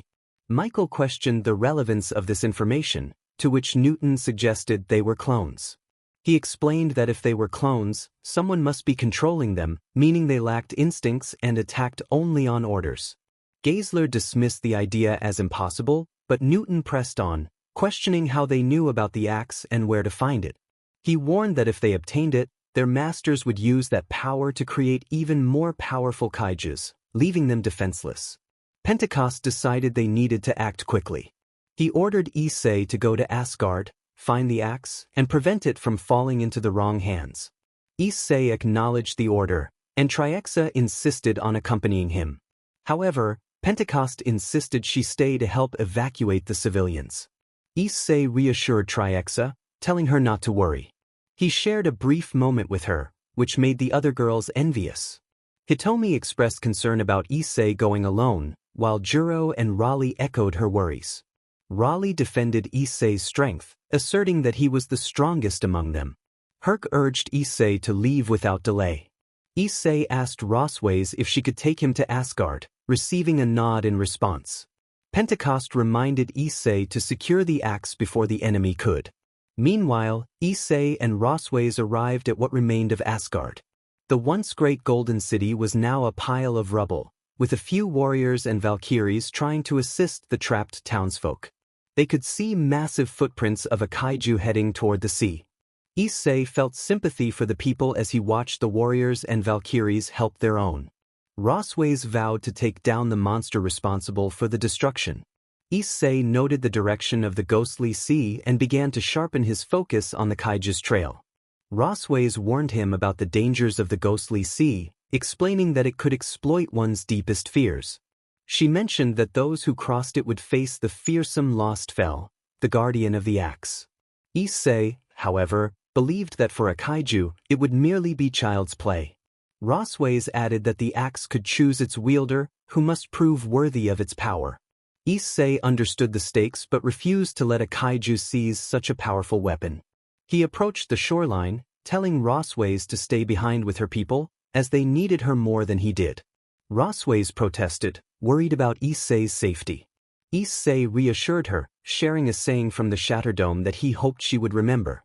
Minutes later, the survivors of Asgard watched from the coast as Issei, in his Jaeger form, moved away from Asgard toward the ghostly seas in search of the ghost of Ragnarok's axe. Among them, Rosways appeared particularly anxious but recalled Issei's words. There are things you cannot overcome, Rosways, like the forces of nature. If a hurricane approaches, you must run. But when you are in a Jaeger, or in my case, if you are a Jaeger, you can face the hurricane and win. Remembering those words brought a smile to Rosways' face. She knew Issei would never give up and would complete his mission one way or another. After all, as Mako had said, when it came to willpower, Issei was the strongest of them all, and nothing in the universe could extinguish the indomitable spirit of the mighty Jaeger Model 1, Coyote Tango, the strongest of all Jaegers. The end of chapter. It was a desolate and silent place in the Phantom Sea, shrouded in thick fog that stretched as far as the eye could see. It appeared to be a realm of water and mist, but beyond that fog and sea lay something more, a great mysterious island, also cloaked in mist, though not as heavily as the sea. Deep within that island rested the weapon the kaijus longed to possess, the great axe of the ghost of Ragnarok. It lay quietly on an altar, waiting for a worthy warrior to claim its power. But the axe was not alone. A beautiful woman with white hair and golden eyes stood guard over it. She, too, awaited a worthy warrior capable of wielding the great axe, so she could finally rest in peace. Meditating, she felt the energies emanating from the axe, calm and undisturbed, until suddenly, the axe began to pulse, awakening her from her trance. It seemed that a worthy bearer had finally arrived. The woman rose and approached the axe, which started to shine with a brilliant white light. She decided it was time to wait by the coast for this new warrior. In the Phantom Sea, everything remained tranquil and silent, as if life itself had vanished. Suddenly, a massive figure hidden beneath the water broke that silence, swimming swiftly toward its destination. Just then, a missile struck its back, halting its advance and drawing its attention. It was Issei, also known as Coyote Tango, poised for battle, ready for the creature to reveal itself. He challenged the kaiju, demanding it show itself or he would unveil its hideous face himself. The kaiju responded by moving closer, gradually rising from the depths, revealing itself to be slightly larger than Issei and undeniably dangerous. This was the kaiju responsible for the destruction of several Jaeger pilots, the first kaiju to appear, the intruder, the largest and most fearsome of category. At last, they faced each other. Issei prepared for the fight, while the kaiju let out a tremendous roar and lunged forward with a powerful swipe. Issei dodged, retreating before seizing the kaiju's arm and pulling it down, causing the creature to stumble. Infuriated, the kaiju was ready to retaliate, but Issei struck it hard in the face, making it recoil from the blow. Seizing the moment, Coyote Tango delivered a series of powerful punches before raising his fists in the shape of an axe and bringing them down with great force onto the kaiju's head. Issei felt the adrenaline surge through him as he prepared for the next move. Wasn't that a bit too tough? The kaiju lunged at Issei, attempting to bite him. Issei managed to block with his arm, then delivered a powerful uppercut, sending the creature crashing into the water. As he stepped back, he prepared his cannons to finish the battle once and for all. The intruder tried to charge at him, but Issei was quicker, firing his cannons and blasting a part of the kaiju's chest away. Issei felt a sense of vengeance for his fallen comrades, but his vision began to blur, and he started to see hallucinations. Confused, he wondered what was happening. Before he could finish his thought, the kaiju emerged from the water, delivering a heavy blow to his face that left him dazed. Issei gripped his face, trying to push the creature back, but the impact had lowered his guard. He suddenly saw a city in flames, surrounded by many lifeless bodies and destroyed Jaegers. Struggling to understand, he fought to return to reality and pushed the kaiju away. It was time to end this. He readied some projectiles from his knuckles. But the kaiju struck again, its head shaped like an axe slamming into Issei's arm, causing him to cry out in pain. Once more, he was engulfed in hallucinations, seeing countless kaijus throughout the city. Among the chaos, he spotted the lifeless body of someone he deeply cared for. In reality, the intruder swung its axe-like head to the side, severing Issei's arm before pushing him against what seemed to be a massive rock. It then drove its head into the chest of Coyote Tango, who felt a sharp pain as his chest was pierced. In the illusion, Issei was overwhelmed by a terrible pain as blue lightning coursed through his body. The most agonizing sight was the person he loved most, Triaxa, lying before him, wounded and entangled in purple vines alongside friends and family. If this was the future, he thought he could still change it. As the illusion began to fade, he shouted that he could still make a difference. Returning to reality, he loaded another charge into his knuckles, fighting through the pain. He felt as if the intruder was tearing him apart, the agony pushing him to the brink of unconsciousness. Yet, he sensed the energy in his knuckles reaching its peak. With a fierce cry, he unleashed the energy, creating a massive explosion. On the island, the woman in charge of the axe waited on the shore for the chosen one of the legendary weapon to appear. After hours of waiting with no sign, she was about to return to the sanctuary, fearing the one she sought had perished like the others. Just then, she heard something footsteps growing louder and more intense. Turning around, she saw something she never expected. What on earth is that? She wondered, gazing at the object. It was Coyote Tango, severely damaged, missing an arm, with part of its face destroyed, a hole in its chest, and numerous wounds across its body. As the great Jaeger reached the shore, it collapsed with a thunderous crash, kicking up a cloud of sand and being enveloped in a blue light. "What is that?" she asked, watching as Coyote Tango began to fade, leaving behind a thick cloud of smoke. She didn't understand what had happened until she saw Issei emerge from the smoke, in terrible condition. The woman rushed to him, trying to help, but as Issei took his first few steps on the beach, he collapsed, unconscious. She hurried to him, desperate to revive him and prevent him from leaving the world of the living. That day, the great war hero, the hope of humanity, the unique and invincible Jaeger, Coyote Tango, had fallen. Several months had passed since the fall of the great and powerful Coyote Tango, the strongest Jaeger and a beacon of hope for humanity. Since then, things had changed drastically and not for the better. The kaiju increased their attacks, pushing humanity and their Jaegers to the brink. Meanwhile, the Demon Council attempted daily infiltrations into various Jaeger stations, known as Shatterdomes, to steal information and data to create their own Jaegers. However, they always received a harsh response from the remaining Jaeger pilots. As for Triexa, she had become a cold and ruthless person toward her enemies.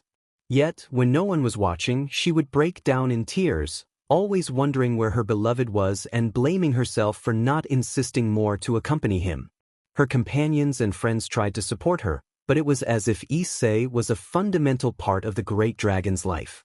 This was true, as he had been the first to trust her and had given her what she longed for most: acceptance. On the ghost island, everything was quiet and still, as if nothing existed in that place. However, deep within the jungle, a well-kept and beautiful cabin could be seen. Next to it was a lovely crystal-clear lake, where the guardian of the axe of the ghost of Ragnarok was filling a bucket with water. She then entered her cabin, finding Issei lying in bed in a pitiful state.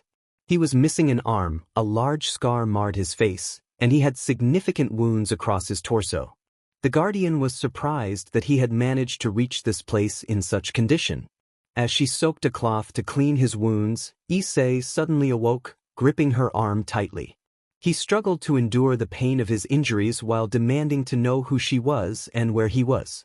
The guardian reassured him that he had nothing to fear, introducing herself as Karina, the protector of the axe of the ghost of Ragnarok. She insisted on continuing to clean his wounds, despite his discomfort. Issei asked if he had finally arrived, and Karina confirmed that he had, expressing her surprise at his resilience. He inquired how long he had been there, and she informed him it had been approximately 5 months, shocking him with the news that things had changed drastically since his arrival. Issei insisted he needed to leave, but Karina urged him to rest, emphasizing that he couldn't do anything in his current condition. She applied more force to help him lie back down, unintentionally falling onto him. In the process, they locked eyes, and a faint blush appeared on Karina's cheeks as Issei became lost in her beautiful gaze. A feeling stirred within him, reminiscent of what he felt around Triexa, though not as strong. Karina nervously got up, playing with her hair before taking the bucket of water and leaving the cabin.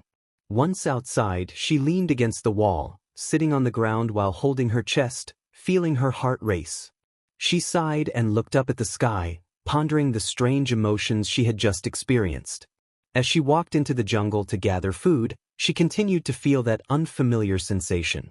Weeks passed, during which Karina cared for Issei and took the time to learn about him, discovering his history and even his favorite color. She realized that what she was feeling was love. Now, returning from the jungle with fruits and leaves, she found Issei standing at the cabin entrance, looking serious. Karina remarked that he seemed to be feeling better, and she planned to prepare food. However, Issei interrupted her, stating he needed to return home.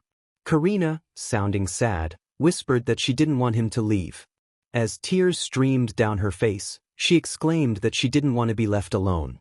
Seeing her distress, Issei approached and embraced her, trying to comfort her. He knew he had to return to protect his friends, companions, and beloved Triexa, but he also felt a growing bond with Karina, one that had strengthened to nearly match his feelings for his beloved goddess dragon. In other words, Issei had fallen for Karina. End of chapter. Issei and Karina were walking through the forest of the island. After calming him down, the gray-haired boy asked her to guide him to the axe of the Phantom of Ragnarok. Initially, she hesitated but ultimately agreed, knowing she couldn't stop him. He had several people waiting for him.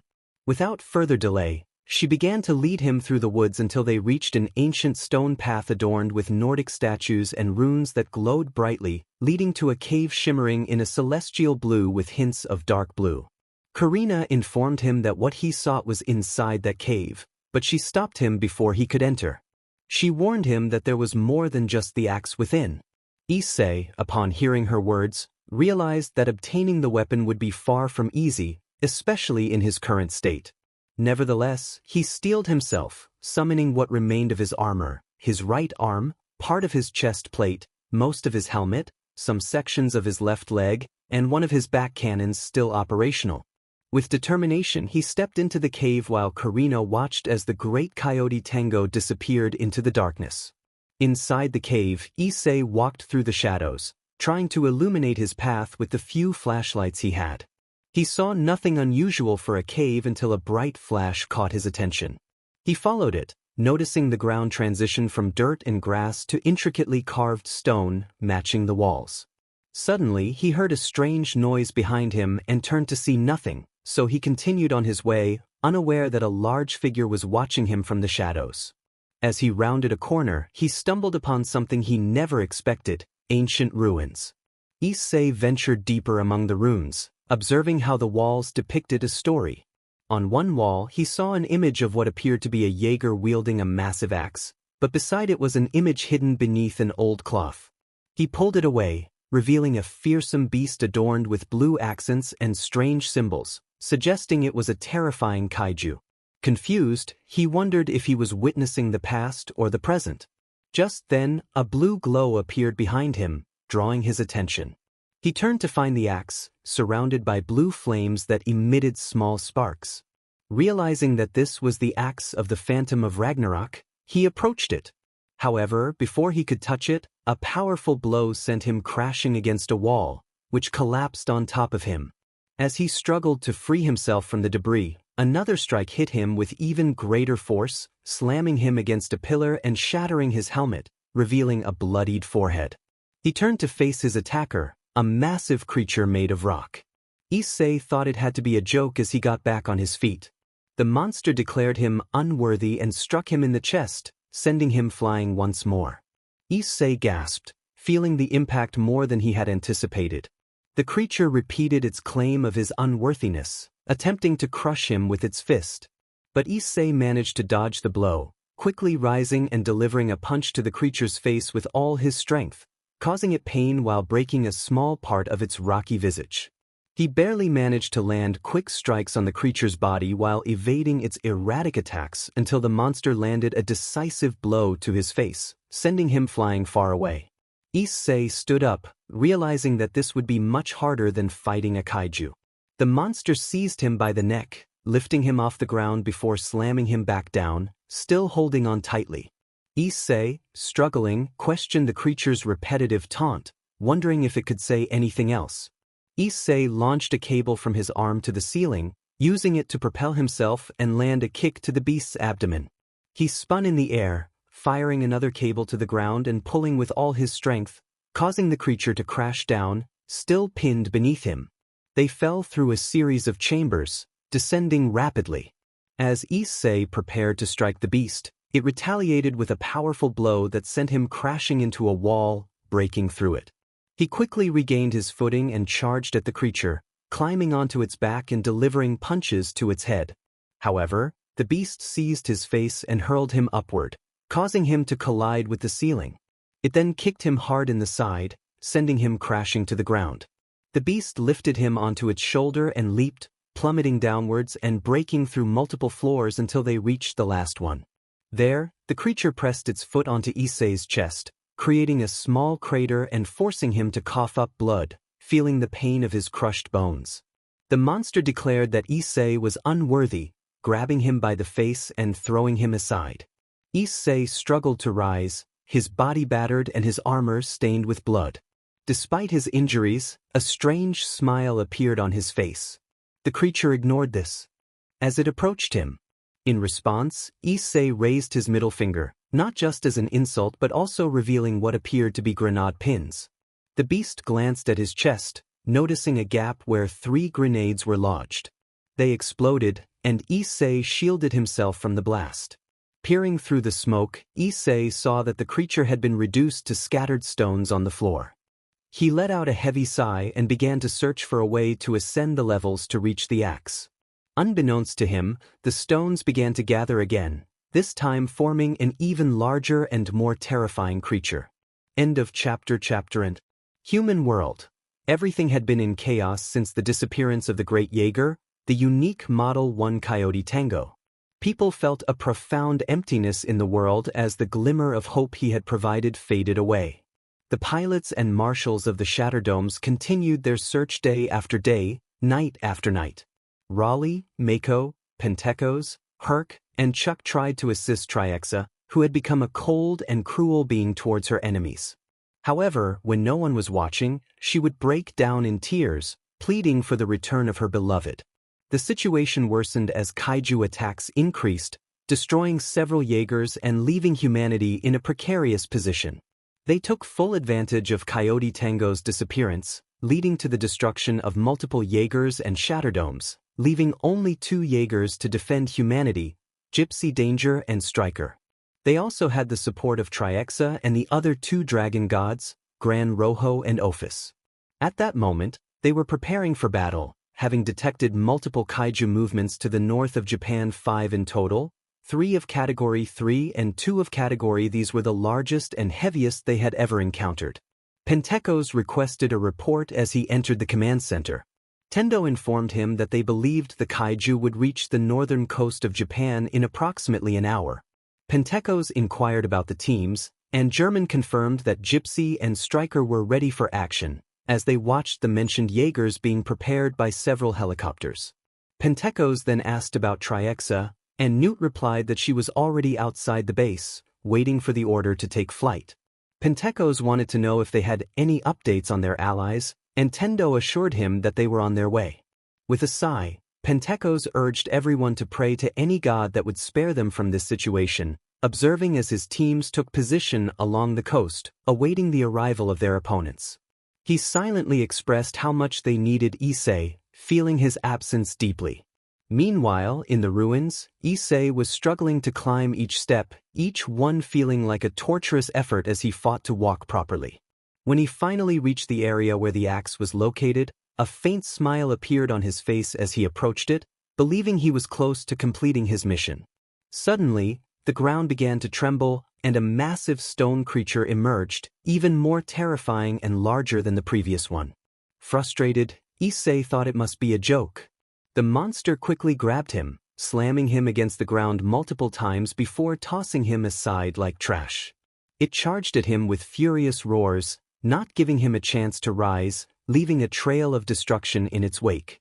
The creature then seized Issei by the foot, slamming him against various pillars in the area before throwing him down again and delivering a powerful kick that sent him soaring into the air. It then took hold of his face, smashing it into the ground and dragging him along, stopping only to unleash a series of powerful blows. The monster declared that Issei was unworthy, throwing him against a wall that collapsed on top of him, proclaiming that he would never be worthy of wielding such power. It charged at Issei again, delivering a tremendous blow to his face that sent him flying once more. Grabbing him by the leg, it spun around, crashing him into every pillar in the vicinity before slamming him down again and delivering a fierce kick that lifted him off the ground. The creature then took his face and slammed it into the ground, dragging him around before stopping to strike him repeatedly with great force. The monster taunted Issei, stating that he would never be worthy of the axe of the ghost of Ragnarok, watching as Issei struggled to rise. It believed beings like him did not deserve such power and prepared to deliver the final blow. In a moment of desperation, Issei shouted for it to stop, headbutting the creature in the jaw. He expressed his frustration at being told he was unworthy, insisting that the monster did not know him or what he was capable of. He landed several blows on the creature's body, declaring that if it claimed he was unworthy without knowing who he truly was, it should rot.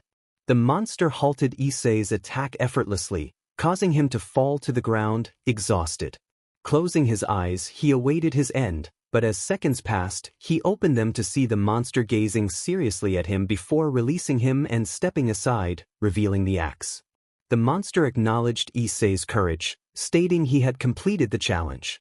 Now it depended on the axe to choose him as its bearer or let him perish. Issei walked slowly toward the axe, contemplating the beast's words and questioning whether he was worthy of such power. Remembering the people he wanted to protect, he grasped the axe's handle, causing it to shine brightly as he let out a pained groan, enveloped in a celestial light that illuminated the entire area. The temple began to crumble around him.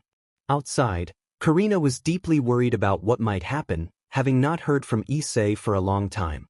Suddenly, she felt the ground shaking, just as the temple started to collapse.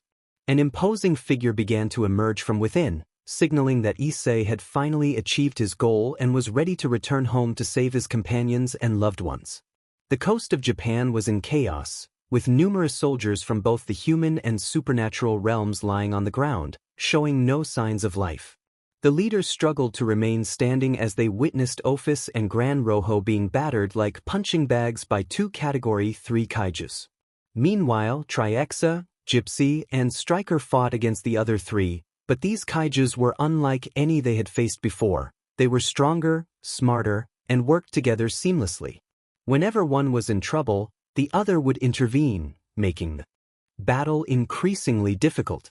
Herc expressed his frustration, questioning how these beasts could be more intelligent than before as he landed a punch on the kaiju's jaw.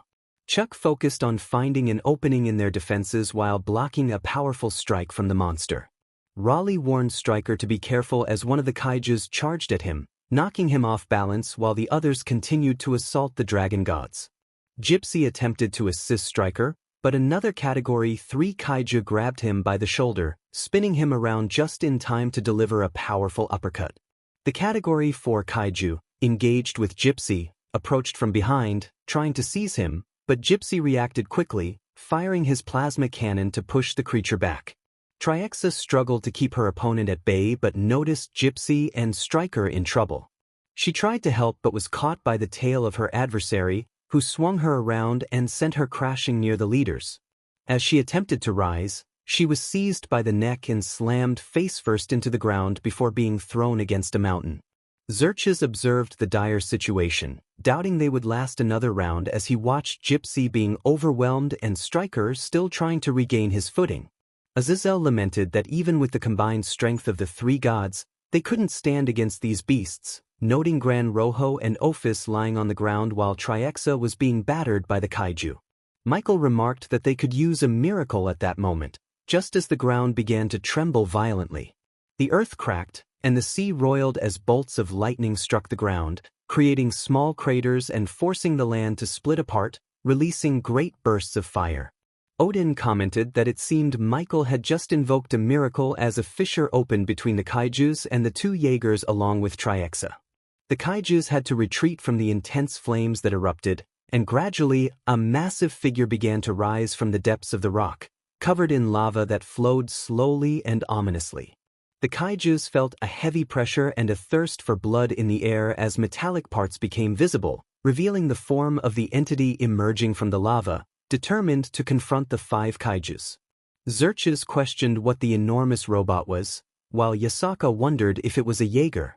Odin was uncertain but noted that the creature was wielding the axe of the ghost of Ragnarok. Azazel speculated that the boy sent for that axe might be connected to the giant robot. Hitomi asked if that being could be her brother, while Hiro hesitated, realizing the ghost of Ragnarok was taking a defensive stance.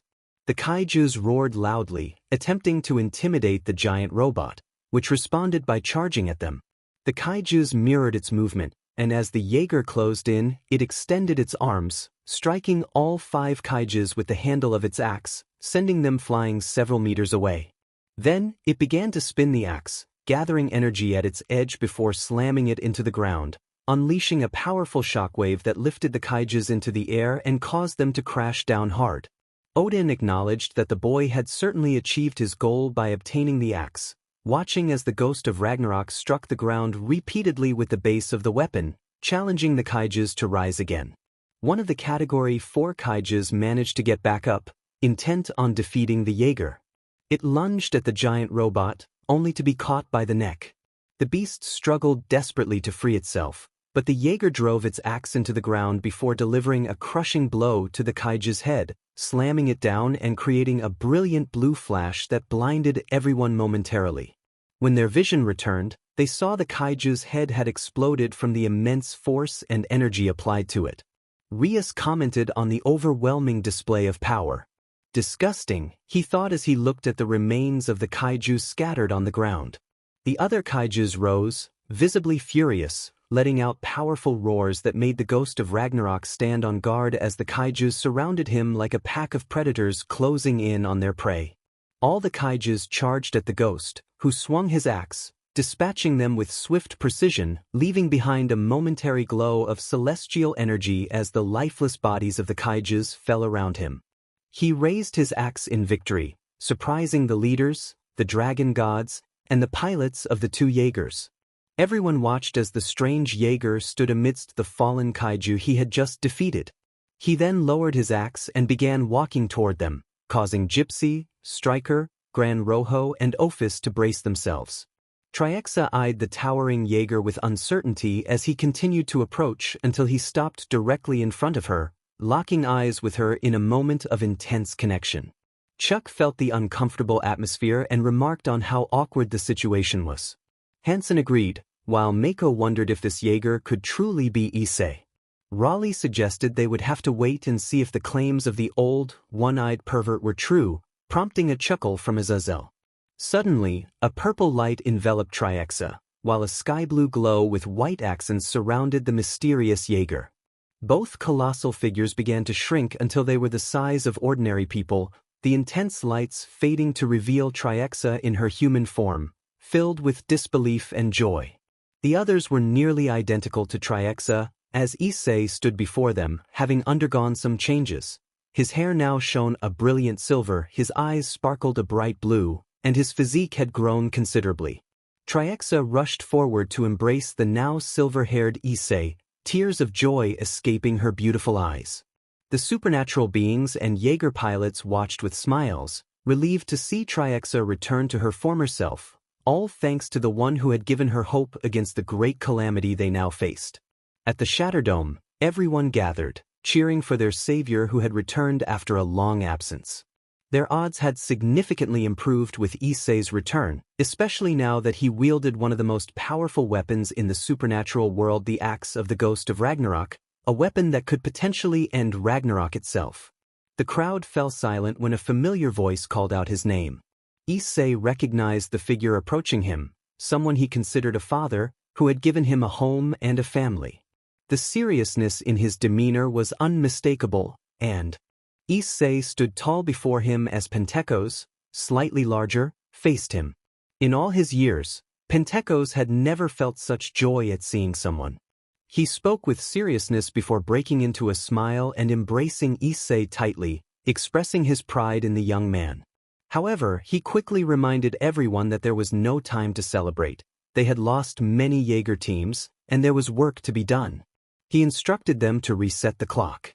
As the clock began to reset to 0, repair teams worked diligently to fix the remaining Jaegers after the fierce battle. Meanwhile, the pilots headed to the conference room with the leaders and their companions to discuss the matter of the axe.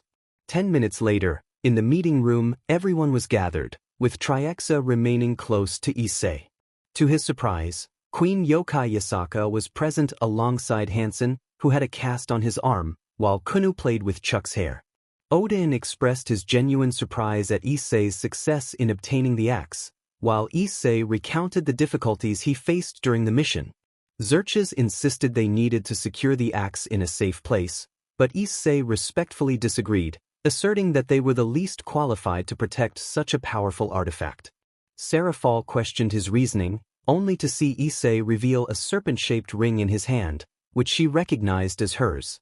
Issei clarified that it was now Triex's, who smiled with a mix of superiority and playfulness.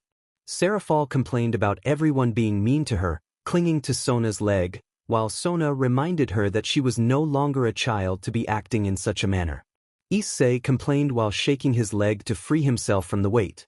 He expressed doubt that anyone could wield the axe, despite having given it willingly. Azazel asked why he felt that way, and Issei explained that the axe had chosen him as its bearer and no one else could lift it. Xerxes respectfully disagreed, but Odeon interrupted, affirming that the legend stated that only the chosen bearer could wield the axe of Ragnarok. Before anyone could respond further, a hologram of Tendo appeared, showing confusion on his face. Pentekos inquired about the situation, and Tendo reported detecting 2 kaiju presences around the abyss. When asked about their category, Tendo estimated them to be Category 4 based on their sizes. Pentekos instructed to prepare Gypsy, Ghost of Ragnarok, and Striker, while Tendo cut the communication. Yasaka reminded Pentekos that Herc couldn't go due to an injury, and they lacked more Phoenix tears for 3 weeks. Pentekos assured everyone he would manage and called for Herc and Issei to accompany him as they left together. 30 minutes later, in the hangar, people busily prepared for the Jaeger deployment. The leaders watched as everyone readied themselves for what could be the final battle to determine the fate of the Earth. The only remaining Jaegers available for combat were Gypsy Danger, Striker, and Coyote Tango, now known as Ghost of Ragnarok. Chuck shouted for Tendo, who was supervising, and insisted he needed to talk. Tendo dismissed him, urging him to prepare. Chuck expressed concern about piloting Striker alone since his father was injured and asked who would be his co-pilot. Just then, the doors opened to reveal Herc, Issei in his new armor, and Pentecost in a Jaeger pilot suit, walking up to their teammates and leaders. Pentekos commented that the suit hadn't fit as tightly the last time he wore it. Issei teased him about needing to exercise instead of lounging on the couch, earning a glare from Pentecost while others stifled their laughter. Mako warned that returning to the Jaeger could be dangerous. Pentecost insisted he had to do this and needed their support. He then addressed everyone, declaring that no one would be alone in this moment. They would face the monsters threatening them and put an end to their lives, declaring that today would cancel the apocalypse. After his inspiring speech, the crowd erupted in cheers and applause, rallying behind their heroes for this perilous mission that would end the war they had fought for years. In the middle of the Pacific Ocean at 7 a.m., Ghost of Ragnarok, Gypsy Danger, and Striker were being transported by helicopters to the abyss, the portal from which the kaiju emerged. As they neared the abyss, the helicopters released the Jaegers, which landed forcefully on the water and prepared to submerge. Chuck announced the closing of the hatches for their descent, and Raleigh confirmed that the hatches were closed and they were ready to dive. The 3 Jaegers began to submerge into the ocean's depths, remaining vigilant for any surprise attacks. As they descended into the dark, silent waters, they turned on their lights to illuminate the path ahead, but there was no sign of the enemy. In the Shatterdome, everyone was alert to what might happen next. Tendo, Herc, Yasaka, and Kunu monitored the hologram displaying the signals of the 3 Jaegers. Herc cautioned everyone to stay alert, noting that these kaiju were larger than previous Category 4s they had faced, named Reiju and Scunner. Pentecost confirmed they would jump at 400 meters. Chuck expressed disbelief at the depth, unable to see ahead, and questioned how they would drop the bomb. Issei reassured him that he could see the cliff as he readied his axe. Just then, a large figure swiftly passed to their left, triggering the movement sensors on the Jaegers. Tendo alerted them that they had company, and Herc confirmed that Gypsy was being stalked by Reiju. However, Raleigh noted that there was nothing at the 9 o'clock position. Tendo clarified that the kaiju was at 3 o'clock, right next to Issei, and moved faster than any other. Issei confirmed he saw only a fading current. Chuck urged everyone to focus, as they were 3 meters from the abyss. The 3 Jaegers descended closer to the fiery abyss when the 2 Category 4 kaiju appeared before them, halting their advance. Herc warned that Gypsy, Striker, and Ghost were facing the 2 kaiju directly ahead. Chuck questioned why they had stopped, and Pentecost noted their hesitation. Issei sensed something was off, and Herc instructed everyone to jump into the abyss, but a voice warned them not to do so. Newt entered the bridge alongside Sherman, both looking exhausted with tissue covering one of their nostrils. Newt exclaimed that flying into the abyss wouldn't work. Pentecost questioned how it could possibly not work. Newt explained that just because the abyss opened didn't mean the bomb could pass through. Sherman added that the neck of the abyss reads the genetic code of the kaiju upon entry. Newt suggested they would have to make the abyss think they were kaijus. Raleigh asked how they would accomplish that. Sherman instructed everyone to hold on tightly to the kaiju and jump into the abyss. Newt warned that if they didn't, the bomb would bounce back and the mission would fail. Herc urged everyone to jump into the abyss immediately, just as an alert sounded. Yasaka inquired about what was happening, noticing another signal appearing in the abyss. Tendo reported that a 3rd kaiju signal had emerged. Newt noted it was a triple event. Sherman remarked that God was right. Pentecost asked Herc what category it was. Tendo gravely stated it was a Category 5, alarming nearly everyone. Yasaka expressed disbelief, while Kunu hugged Herc, stating it had to be a very bad joke. Herc sighed and communicated that Striker was a Category 5, the first of its kind, which alarmed the Jaeger pilots. The abyss intensified its flames, and purple and violet lightning began to emerge, revealing a massive figure that roared in front of Striker. Raleigh informed his team that they could see Striker and were right behind them, instructing them to maintain standard formation with 2 teams while keeping the kaiju occupied as they approached from the other side. Just then, Scunner attacked, attempting to charge at them, but Gypsy managed to grab its horns and began delivering headbutts. Slattern swung its tentacles in a whirlwind, striking Striker and sending it crashing into a hydrothermal vent. Gypsy was about to finish off Scunner when Reiju surprised it from behind, tearing off its right arm. Scunner took advantage of the situation, biting down on Gypsy's left leg, but Gypsy activated its chain sword, piercing Scunner's head. Malo declared they should incinerate the kaiju as they moved to bring it closer to a hydrothermal vent, burning the side of its face, yet it still managed to break free. Meanwhile, Striker was just recovering from the tremendous blow dealt by Slattern, which had significantly damaged its chest and caused several system failures. Chuck reported that they had problems. The hatch was damaged, and they couldn't release the bomb. Although the weapons were functional, the situation was dire. Pentecost began to respond but was interrupted as Slattern charged at them. Just as Slattern was about to strike Striker, it suddenly halted, gripping the handle of Issei's axe, which aimed to decapitate it. Slattern managed to stop the axe from hitting its head, but the force of the blow knocked it to the ground. Issei seized the opportunity, positioning himself on top of Slattern to prevent it from rising. He instructed Striker to go help Gypsy while he took on the Category 5 kaiju. Pentecost acknowledged the order as they moved toward Gypsy. Issei continued to struggle with Slattern until it grabbed him by the neck and slammed him against a reef. Ghost of Ragnarok rose again, observing how Slattern moved effortlessly from side to side, stalking Issei. Issei remained on guard, aware that he was at a disadvantage in this underwater battle, where the kaiju had superior mobility.